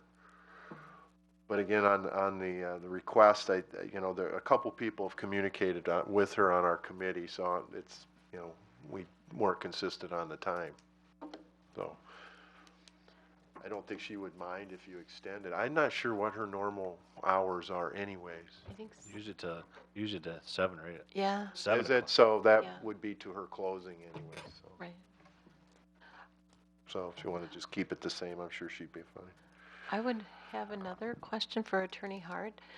With the businesses now wanting to move outside during this period of time, how does that go with the state's guidelines? Like the pub or Little Fat Gretchen's or businesses who want to move to the outside to serve, you know, because it was strolling at first and now it's people moving out of the parameters of their business. Is that covered in the? They have a map as to. Right. Where they're going to serve. Right. Those people would stay, and that doesn't have anything to do with state law. Just Okay. has to do with what you're going to expand your premises. Okay. For Gretchen's, I think it's just in front of the same Right. spot, but that's. Yeah, and we'll have to work with them to figure out how to demarcate that, you know, it could be a nice rope standard or something. I will have to figure that out. I'm sure she's probably got some ideas as well. We just have to talk with her. But it would be clearly, you know, identified. I'd move for approval. Second. We have a motion by Mayo, second by Hackett, that the request from Little Fat Gretchen's be approved to extend their alcohol license premise. And there is a description in the packet for August 27, 2015, from 4 p.m. to 8 p.m. Any further discussion? And she's in the enclosed area already of the street closed, correct? The street is closed. I don't think it's enclosed, but it's street closure. Yeah, the street closure. Yeah. Okay. Any discussion? All in favor signify by saying aye. Aye. Against? Motion carried. Next, I would ask that Council President Paul Mayo take this, the property that we're talking about is, I'm part owner in that, and I don't see my brother here, so I'll try to answer any questions with that. So, Paul, if you would. Item F is a request by Paca Pub to extend their alcohol license premise description for Waupaca Summer Night Sputter Mini Open on August 27th, 2015, from the times of 3 p.m. to 9 p.m. I believe there's a map in the packet that identifies where they want to extend their premises. And if there's any questions for Mayor Smith, now's the time to ask. Mayor Smith. The area, I see there's parking, okay? That you're going to set up in a parking area? Or is it? Mm-hmm. Okay, but now that street is not closed, correct? No, but, no, it isn't, but that area will be closed off. Okay, you're going to be fenced? No. No. What about traffic? Because that's open. It won't be into the traffic lanes.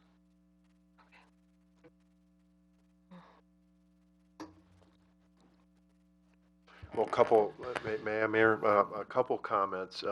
We probably got to get out there and cone it fairly soon, fairly early, if this is going to be available at 3. And then the only other thing is, just making sure that people can pass in the sidewalk, and we're going to likely have at least one other restaurant at the next meeting do something similar. We just have to put their requests together. So that would be 2 comments, and I'm not sure Roger has a lot more experience trying to clear these guys out of here. We routinely close off stalls for open houses and appreciation grills, and it's really not difficult. We usually provide the cones, and then the business closes off the lots or the parking stalls as they need. It's really not a very big deal for ours to shut down a few stalls. How's pedestrian traffic handled in that situation? It's the same way as when they have a dinner or they grill out. The tattoo shop did it a couple Saturdays ago.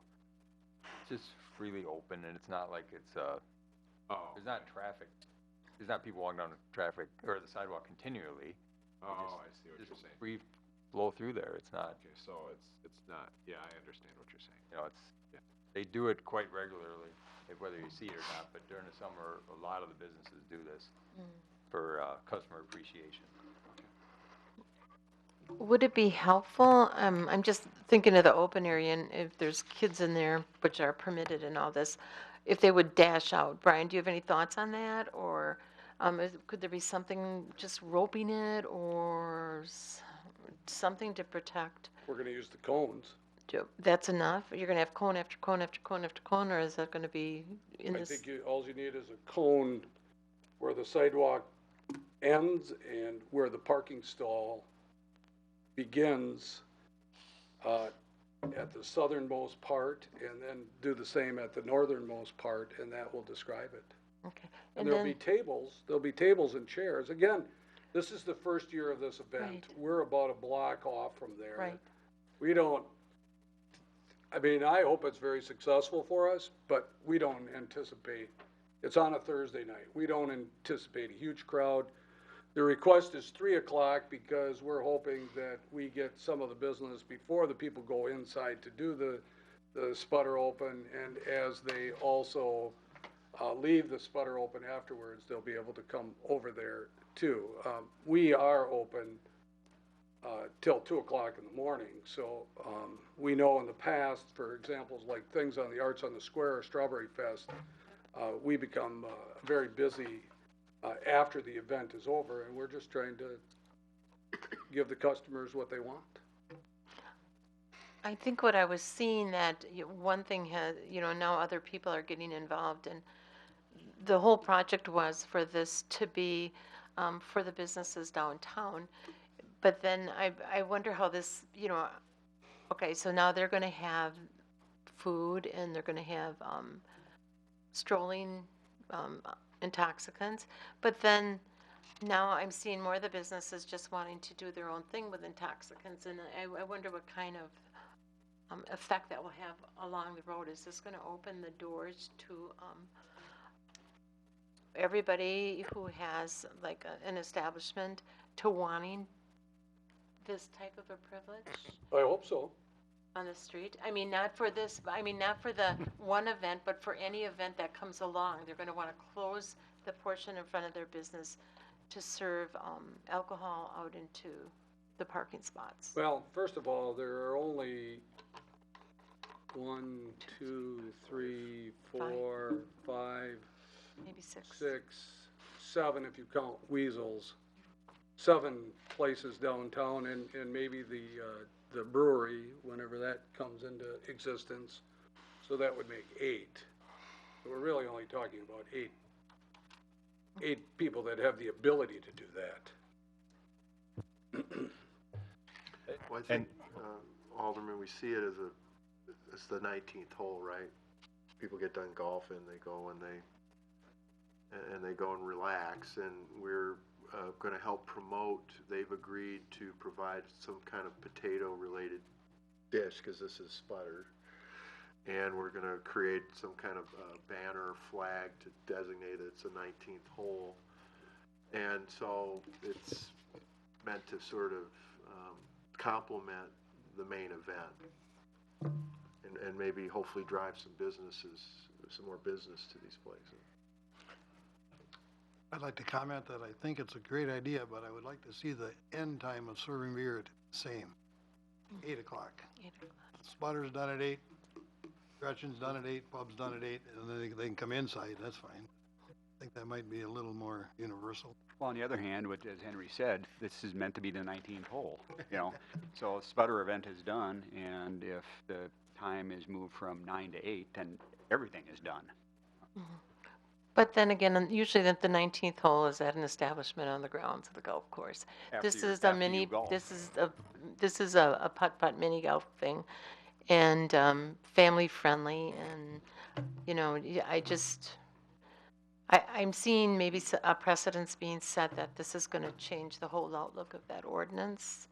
That is and the picnic permits, and I think, Brian would have maybe been out of the business of serving food and everything on the inside. So in order for him to compete, and you can call me wrong, Brian, that's fine, but in order for him to compete better, he had to move outside. So I guess I don't see how that's helping the business. Okay, I guess, sorry, Mayor. Go ahead. And I don't want to expand on the request here, but, I guess I'll just give a brief background of why these requests are coming forward. And this is actually, goes all the way back to our visioning committee and the idea of the future of Main Street and creating placemaking opportunities. And this is one of the opportunities. They're called parklets. And if you see them in larger communities, Milwaukee has them, Madison has them. I mean, West Coast, East Coast, a lot of communities are allowing businesses, and this is really a trial run, and was the intent. And speaking with some of the other business owners and restaurants on Main Street, this is partially a trial run to see whether or not this concept may move forward in the long run of actually reserving some parking stalls out front and expanding their premise, especially during the summertime. I mean, we are a tourism community, and if you go to some other communities that are out there right now, people dine and like to eat or have a drink outside during the summertime. That is partially the premise and the idea of why some of the businesses are moving forward. Yes, we're coinciding with an event, but it's really a trial run for long term, in my opinion, as well as Main Street gets redeveloped and as we move forward with, other placemaking opportunities in the downtown. So that's why I believe, again, it's coinciding with the event because we're trying to, it's a trial run at the end of the day. But again, not to expand on the request here tonight, but I too would envision that in the long run that this would be something that could, come along that would provide businesses the opportunity during the summertime in the future.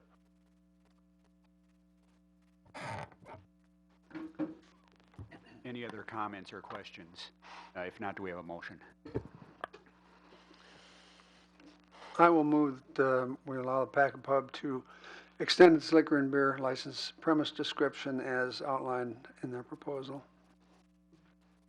I'll second that.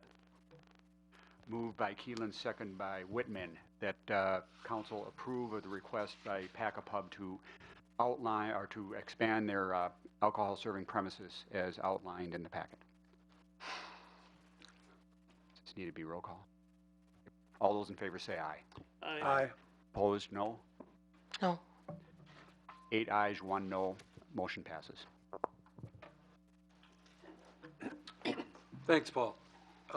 Let's move on then. We have a recommendation to move Mr., I think this is Roger or Henry, Mr. Nathan Smith, Public Works Department, from probationary employment status to regular full-time employment status per the city employee handbook. Henry? Yes, sir, thank you. I'm recommending, based on Roger's memo, to recommend this action to you. I think he's doing a fine job. If Roger wants to comment, he's been a nice addition to the crew. He's got a well-rounded skill set, and he's been doing a nice job for us. So, Yeah, he's done everything we've asked. Got a CDL license. He's an excellent worker. Gets along with everybody. It's good hire.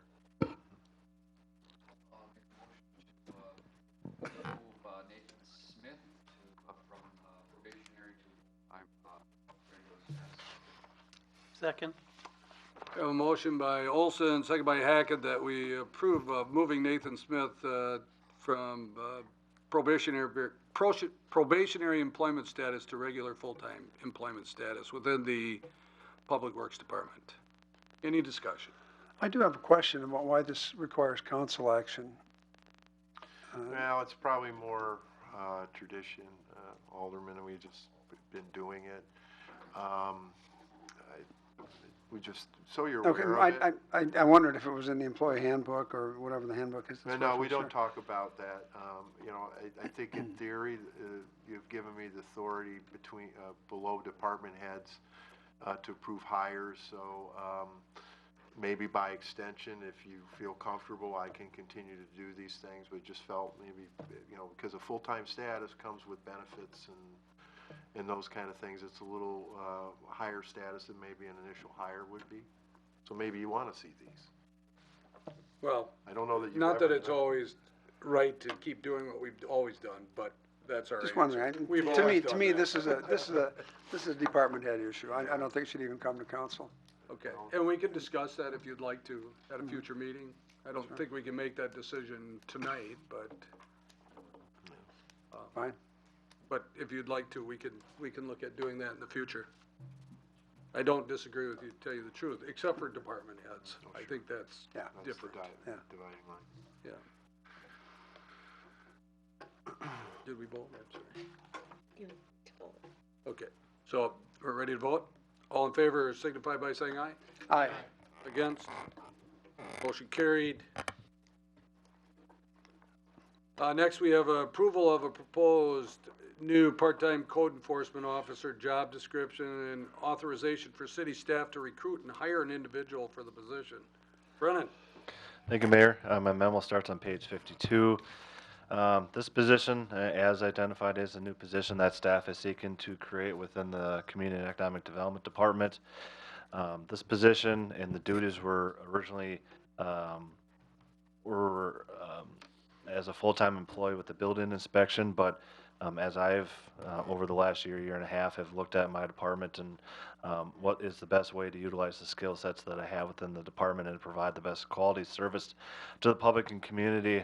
There were some changes that were made earlier this year, which ultimately brought the building inspection down to a part-time employee and opened up some opportunities to bring on an individual that would have a little bit, would be a little bit more diligent and have a little bit more of the background that the department and eye are seen for code enforcement within the community. As my memo outlines here, the anticipated cost would be a part-time employee would be roughly $24,000 to $28,000, which would fall in line with my existing budget due to the fact that a full-time employee was brought down to part-time. There was savings that was there, and those savings would be utilized to hire this individual or employee. The position pay that we're seeking is between $16 and $18, and that's consistent with surrounding communities, what they pay their code enforcement officers. So as the agenda states, we're looking for approval to accept or one, authorize me to go out and seek applicants for this position, but also to approve the job description that's in front of you.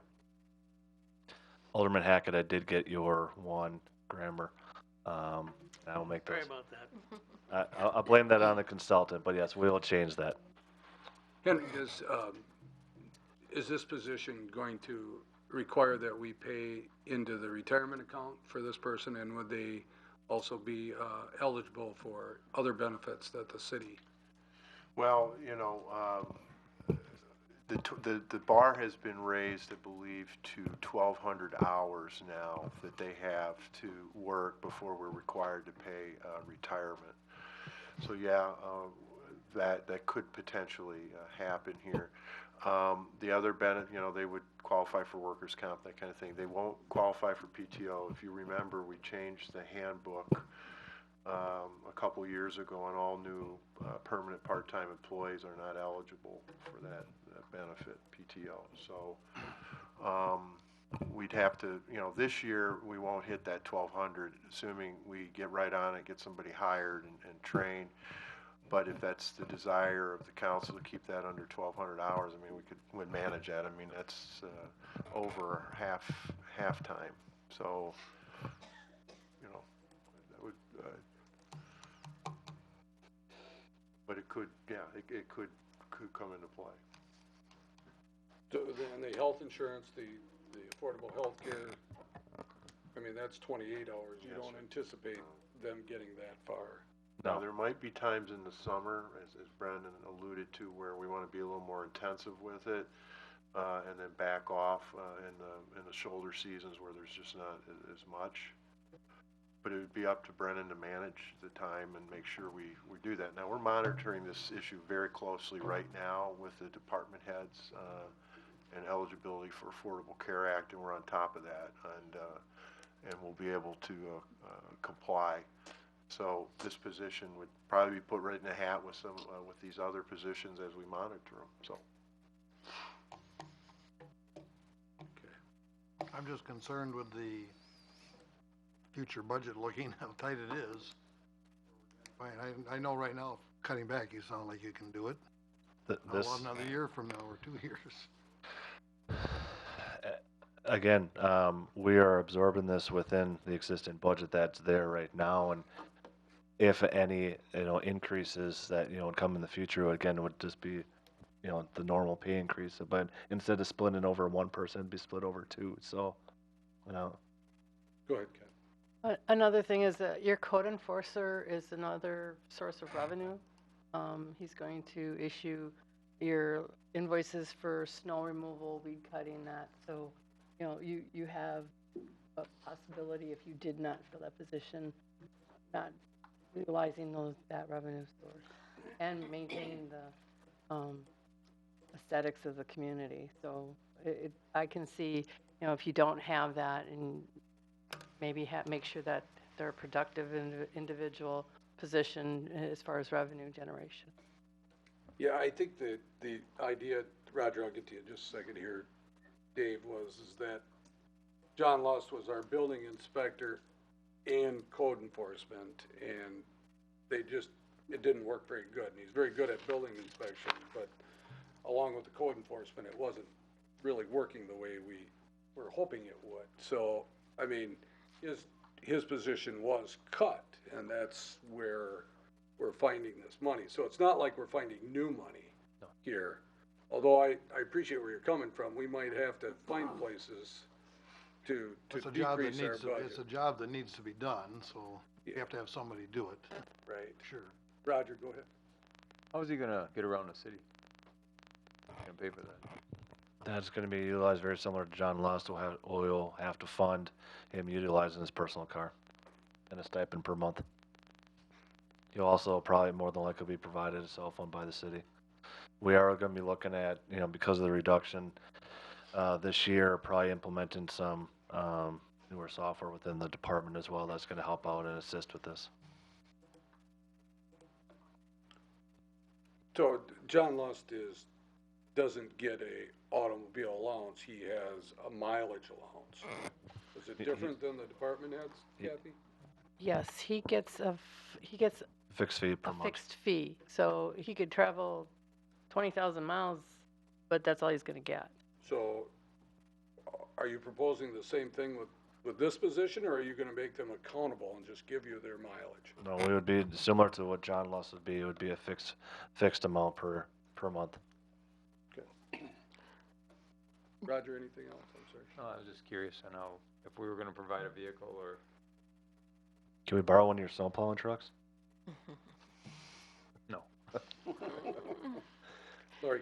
So with John's position being halved, and then his mileage, did half of that come out down again when he went to halftime, or does he still get the initial reimbursement? John, the building inspection position actually was a full-time employee. Mr. Lutz actually furloughed himself for several years. The council actually approved last year an increase in his mileage from 150 to 175. I mean, again, John was driving around the community a lot. And again, just based upon the miles that I know that he does, and I don't really want to be opening up Pandora's box because I know this was an issue the last time. No, we have maintained his mileage at 175 per month. Is it okay per month? Yes. And then what do you think it'd be for the new guy, It's approximately? gonna be right around 150 or 175 per month as well.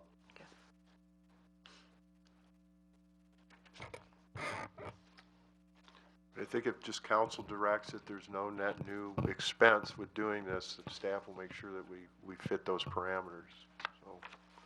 What, go ahead, Steve. Do we have a police car that's sitting vacant, or did you sell that?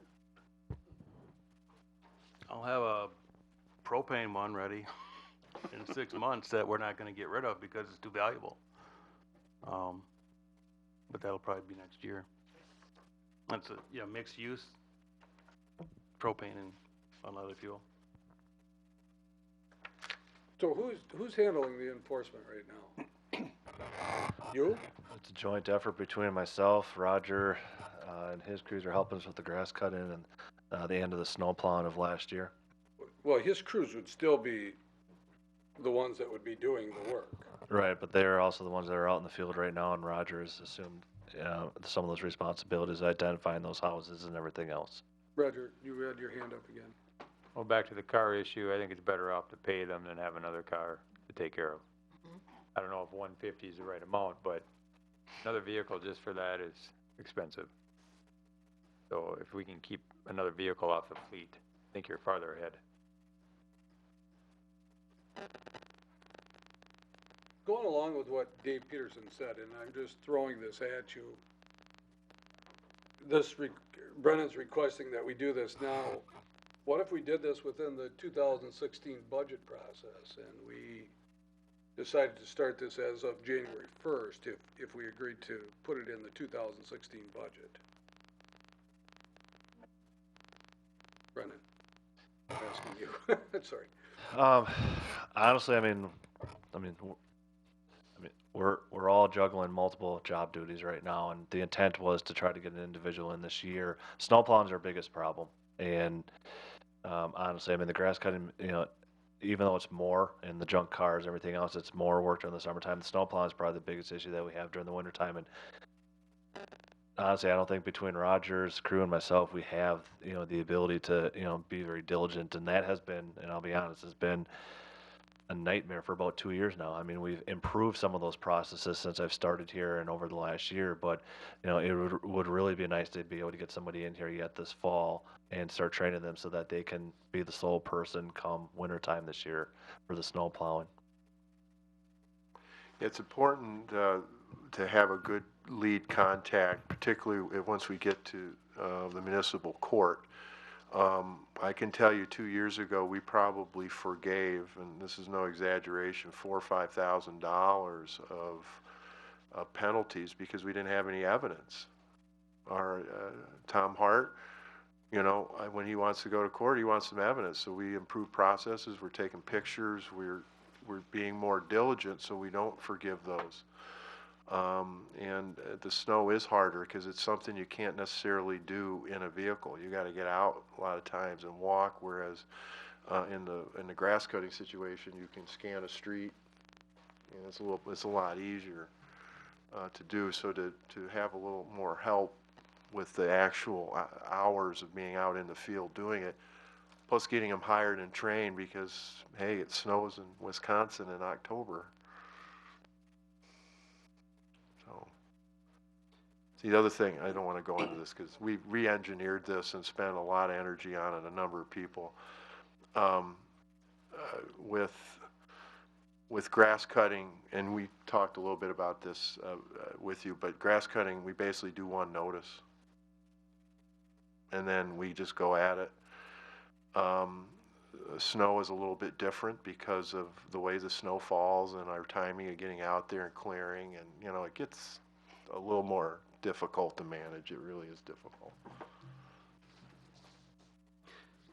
Can I just make one comment, Mr. Mayor? I don't want to be called back on the carpet for not reminding the council, but for budgeting purposes, remember this year, the council did approve one new officer. This year we covered 6 months. Next year I have to cover an extra 6 months, which isn't budgeted. So that will be another half position that needs to be funded next year to make this one position whole. Just want to remind you that that will be coming up in the 2016 budget for personnel purposes. Does that make sense? Council approved one whole position, funded half of it this year, the other half is supposed to be funded in 2016. Well, we'll have a Just want to full year. remind you of that. We'll have a full year of funding instead of a half year of funding. Right, 2000. which is an additional 6 months. Just wanted Well, to remind you. I guess the way I look at it, and I'm not saying this isn't an important position, because I do think it probably is a very important position. But what we're saying, if we approve this now, is that we're saying that as we go through the 2016 budget process, this is a very important position, and this is a position that we'll keep, where if we need to cut somewhere, another position somewhere else might have to get cut. If you follow what I'm saying. So we're in August. Can we wait 5 months and run it through the budget process for 2016? Brennan thinks no, and again, I leave it up to his. You guys have done the research on this and so on.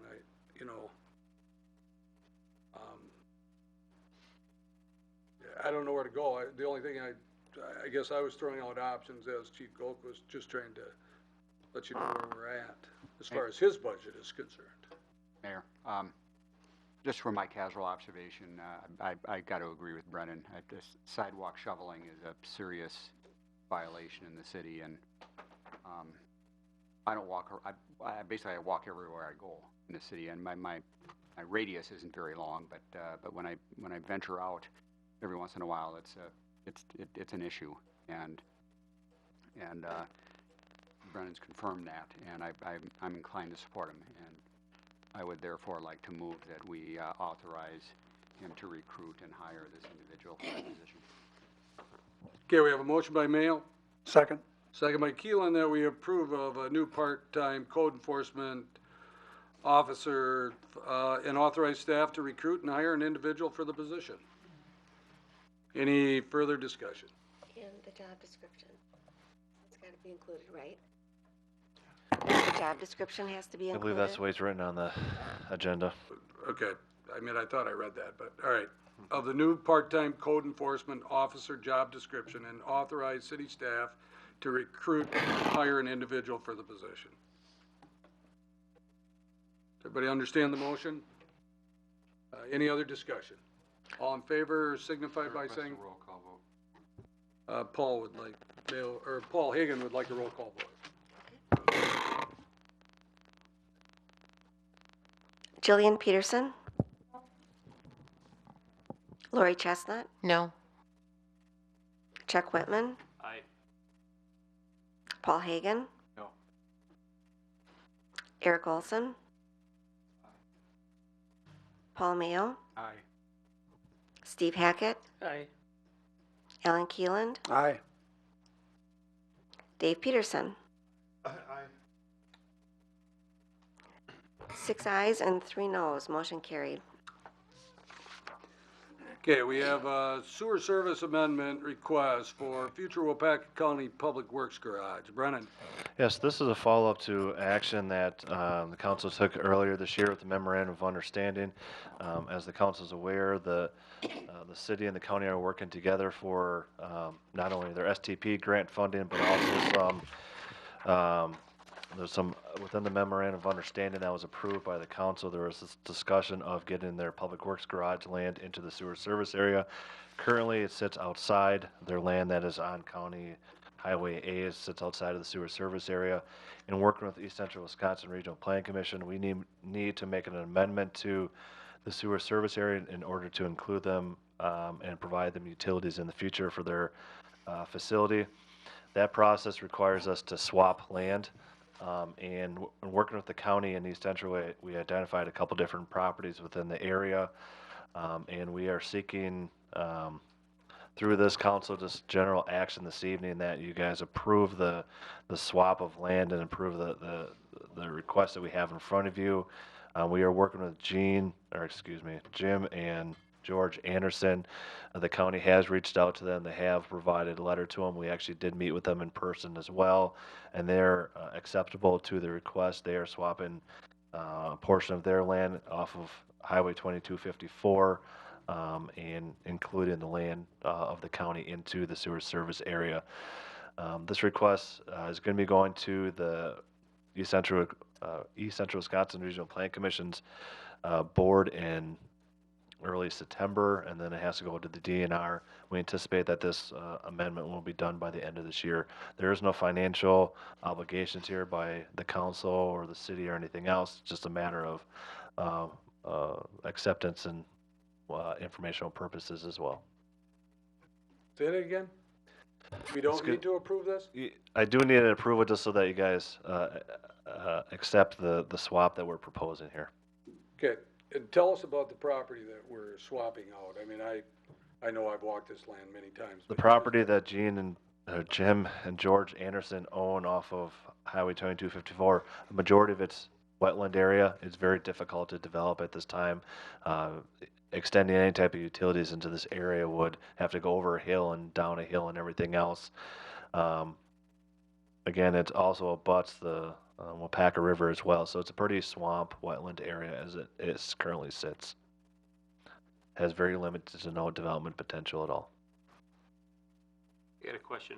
So we had an agreement with them, so if they wanted to build, we would have had to put sewer into that property? No, what happens because How does that work? What is this? our sewer service area is identified based upon our sewer plant here. So there's a service area that's identified where we can provide utilities to. Anything outside of that cannot receive municipal sewer. It would have to be a mound system of some sort. Because the county's property sits outside of that right now, in order to get them public utilities which they are seeking in the future, we have to make an amendment to the sewer service area. So in order to do that, we need to swap out some land. So this wouldn't be in that agreement area anymore? So Correct. The they new would have to have septic or whatever out there in that if they area were to they develop that land, but it's extremely difficult to develop that land. You're talking about the Anderson property? Yes. Correct. Yeah. The new public works garage for the county will have public sewer and water in the future. There is water pretty close, so there's water to that property now, isn't there? To the to the county's Public property, works, yeah. it's right near the edge right now. Yeah. Yes.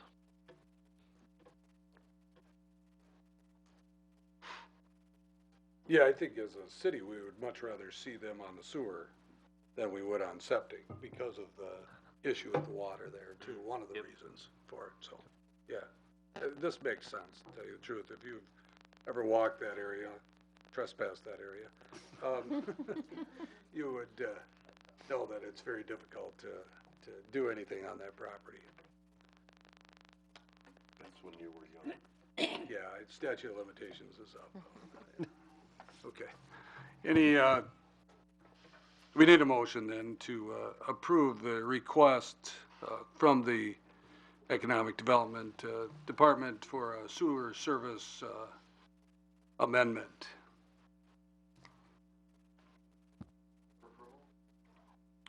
Second. We have a motion by Olson, second by Keelan, that we approve of the request to the East Central Wisconsin and then also the DNR for a sewer service amendment request for the future Waupaca County Public Works Garage. And this will be swapping lands within that district. Any further discussion? Sandy will call the roll. Lori Chestnut, Aye. Eric Olson, Alan Keeland, Aye. Paul Hagan, Aye. Chuck Whitman, Aye. Paul Mayo, Aye. Dave Peterson, Aye. Steve Hackett, Aye. and Jillian Peterson. 9 ayes, motion carried. Next, award of a contract for the downtown parking study. Brennan. Thank you, Mayor. My memo starts on page 58. This project was previously approved to go out for RFP earlier this year by the Common Council. The downtown parking study is the beginning stages of the city's downtown redevelopment master plan for Main Street area. We split this project out due to the fact that,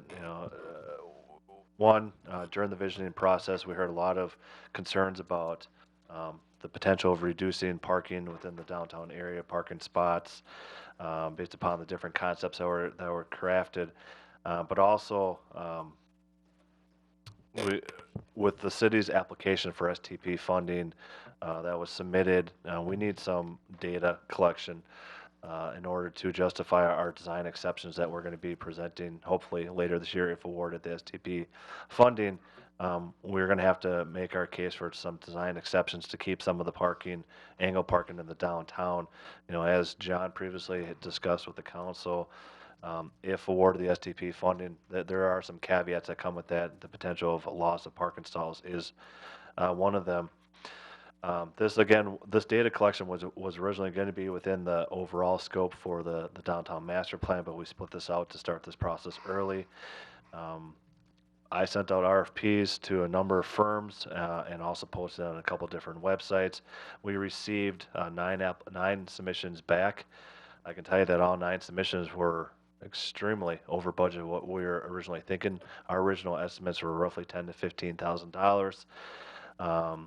Because of the exceed in cost, I worked with Henry along with our intern Lindsay. We reviewed all 9 proposals and brought 3 companies in for interviews. At that time, we went back out to the firms and identified a proposed budget of $20,000 to $25,000 to them. And on July 28th, with the help of Eric Olson as well, we interviewed all 3 firms. And they all brought in revised proposals that would meet the immediate needs of the city and what we were seeking. And they were all under the $25,000 cap. This evening, we are recommending that the council hire Sam Schwartz Engineering at a cost not to exceed $25,000 for the development of the city's downtown parking study.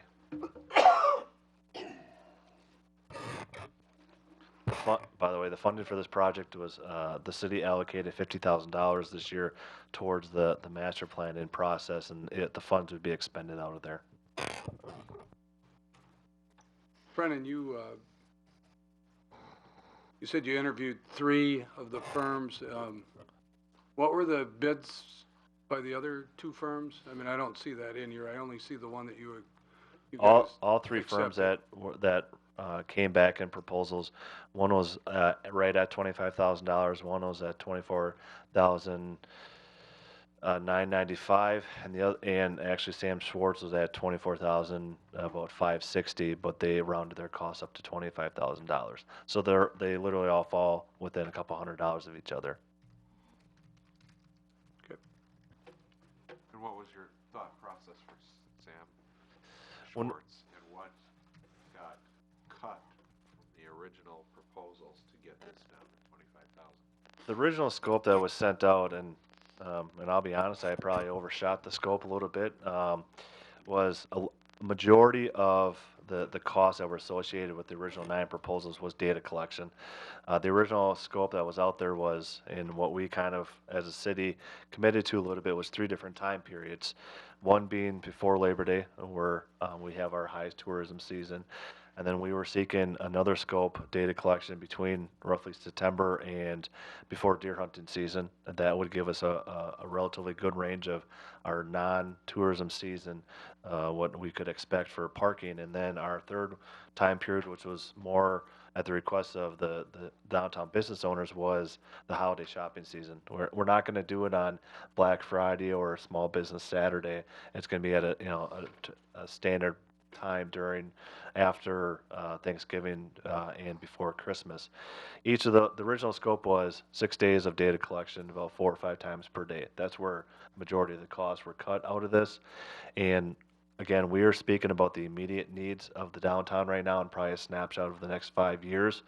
The other portion that was really cut out was the long-range forecasting. We'll achieve more of that data collection or data modeling when we do actually do the downtown master plan in the future.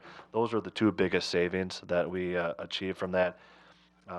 Again, I'm not a professional in this, and I don't think anyone in here is a professional. We gave it to the companies to identify. Each company has a different data method to do their modeling, and that's what we left it to them at the end of the day of how much data collection do they feel they needed in order to achieve the needs of the city, and that's what was proposed to us. The reason why we selected Sam Schwartz Engineering is we felt that they were the best strategic partner for us at the end of the day. When we interviewed with them, we felt that they would be the most engaged. They had the best public input and public process, which I think is going to be of significant value as we move towards this. They're the ones that really outlines, not even in their original proposal, but the revised one, the different methods and the shopper surveys and the time and commitment that they're actually going to put towards really meeting not only with the business owners but also with the public and the public process. That was one of the key reasons why we selected Sam Schwartz. And in general, just the way that their methods and some of their other studies that they have done larger cities, they've done smaller communities. That I think as an interviewing panel, we felt that they best understood, our community and our needs and our business owners and needs as well, and that's why we're recommending that engineering firm.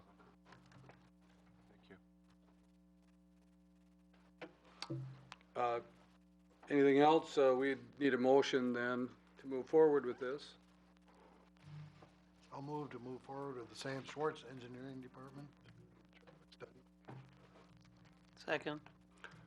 We have a motion by Peterson, second by Hackett, that we approve of the awarding a contract to Sam Schwartz Engineering out of Chicago, Illinois, to do our downtown parking study for an amount not to exceed $25,000, and that he does not show up in a Bears uniform. Any discussion? I noticed the pictures are from 2006. I think I discussed that a little bit earlier. They look like they were maybe on a Sunday, because businesses seem to be closed. So there'll be more up-to-date information than from 2006 for these guys. All they utilized was photos. I mean, all the data collection is going to be data collection from this year, so. Any other questions or discussion? Sandy, call the roll. Jillian Peterson. Alan Keeland. Aye. Eric Olson. Aye. Paul Mayo. Aye. Steve Hackett. Aye. Dave Peterson. Aye. Paul Hagan. Aye. Lori Chestnut. Aye. And Chuck Whitman. Aye. 9 ayes, motion carried. Next, we have a legal service agreement with City Attorney John Hart to extend his agreement for 2 more years until January 15th of 2018. You can see in your packet that it's on page 87. He has agreed to graciously agreed to 2 additional years at the same rate. So, John, we appreciate that. Anybody have any questions of John? John, do you have any comments? Anybody like to make a motion? Second. A motion by Olson, second by Chestnut, that we approve the extension of a 2-year contract with John Hart for 2 additional years at the same hourly rate of $150 per hour. And this will go through January 15th of 2018. Any discussion? If not, Sandy will call the roll. Chuck Whitman, Aye. Dave Peterson, Aye. Eric Olson, Steve Hackett, Aye. Lori Chestnut, Aye. Jillian Peterson, Alan Keeland, Aye. Paul Hagan, Aye. and Paul Mayo. Aye. 9 ayes, motion carried. License report number 1284, you have 4 individuals on there for the operator's license. Again, these are all pending, most of this gets done before you even see it, but these are all pending background checks and payments of any fines owed to the city. I make a motion, we approve license report number 1284. Second. Motion by Hackett, second by Keelan, that we approve of license report number 1284. Any discussion? All in favor signify by saying aye. Aye. Against? Motion carried. License report number 1285. This is a taxi driver's license, or cab's license. 1 individual on here. The clerk's office is asking for approval of this individual with license report number 1285. Move to approve. Second. Motion by Keelan, second by Hackett, that we approve of license report number 1285, which is a taxi cab driver's license. Any discussion? All in favor signify by saying aye. Aye. Against? Motion carried. Going down to communications recommendations of the mayor, we are asking for a straw vote here, or to find out if anybody's available on Thursday. We need to have a special meeting, is what we need, a special city council meeting to talk about a development agreement within TIF. TIF 3, there's a very tight timeline.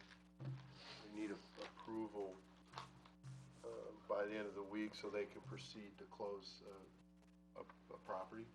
And we'll certainly give you the circumstances of it. We don't like to try and rush these things through there. The city has been in negotiations with them. The property was bank-owned and by a bank, and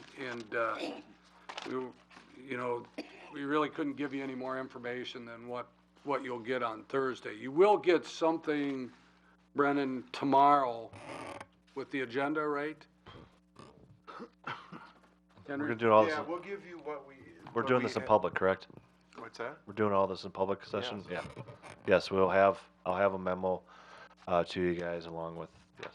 Okay, so you'll get it, if we can agree on a time, you'll get this tomorrow via email, or you'll pick it up at City Hall, one or the other. I'll be out of town that day anyway. Okay, well, let's find out. This is gonna have to be, we're hoping for a morning, 10 o'clock in the morning Oh, I can do on that then. Thursday. So let's start with that. I know you can't, Paul, but let's see how many people could possibly make it at 10 o'clock in the morning. Raise your hand. If I could have just a little time to get back to you, my date books.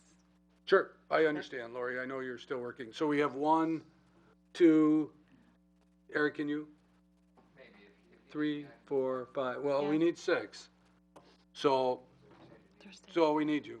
Yeah, I mean, Lori And- might and be there's- able to. yeah. Alan, obviously you have can't. something No, it's okay. to do, and Paul, I know you have to work, so I understand that.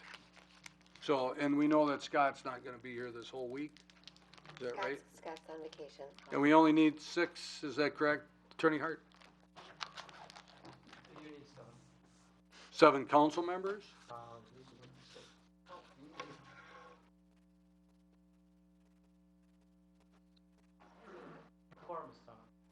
So we need 7. But the Counting quorum the can mayor? include the mayor, though. He's not a voting member. Okay, so we need 7 council members. So Lori, if you I'll could get back to us. when I go out to the car, my date, because I came right from work, so I have my date book out there, and I will certainly get with you right away. Okay, so plan on 10 o'clock. Hopefully Lori can make it. Otherwise, Thursday night, it would have to be, well, I guess I don't have to be here, but it'd have to be 7 o'clock for me to be here. So, I mean, if you want to do it. Well, we have a Parks and Rec on Thursday night. And Historic, Society. So that's the other reason why we weren't doing it Thursday night, huh? Okay. Well, not, wouldn't. Well, let's find out if 10 o'clock doesn't work for people, we'll let you know and we'll ask you for other times. You know how long it'll go till? I can't imagine more than a half an hour. Yeah. I can't imagine. It depends on the questions, and so forth. Personally, I think it's pretty straightforward, but you might have many questions for that. We do plan on, obviously, notifying the press, and we also plan on, if we don't get it televised, we'll at least get it on 96.3, the radio station. So we'll make sure that we're completely open on this, even though it seems like a rush to everyone. Attorney Hart, I'm not sure that we necessarily need you here. Department heads, we probably don't need you here, except for maybe Chief Goke or your designee to be here that day. Okay? And Kathy, you probably need to be here too if you can. So, the rest of them don't. Okay, anything else for the good of the meeting? Motion by Hagan. Second. Second by Keelan, that we adjourn till our next regular scheduled city council meeting, which is August 18th, 2015 at 6 p.m., subject to call. I know, it's funny how you do that. All in favor signify by saying aye. Aye. Against, motion carried. We're adjourned at 8:16 p.m. Thanks, everybody, for attending, watching, participating. Have a great night.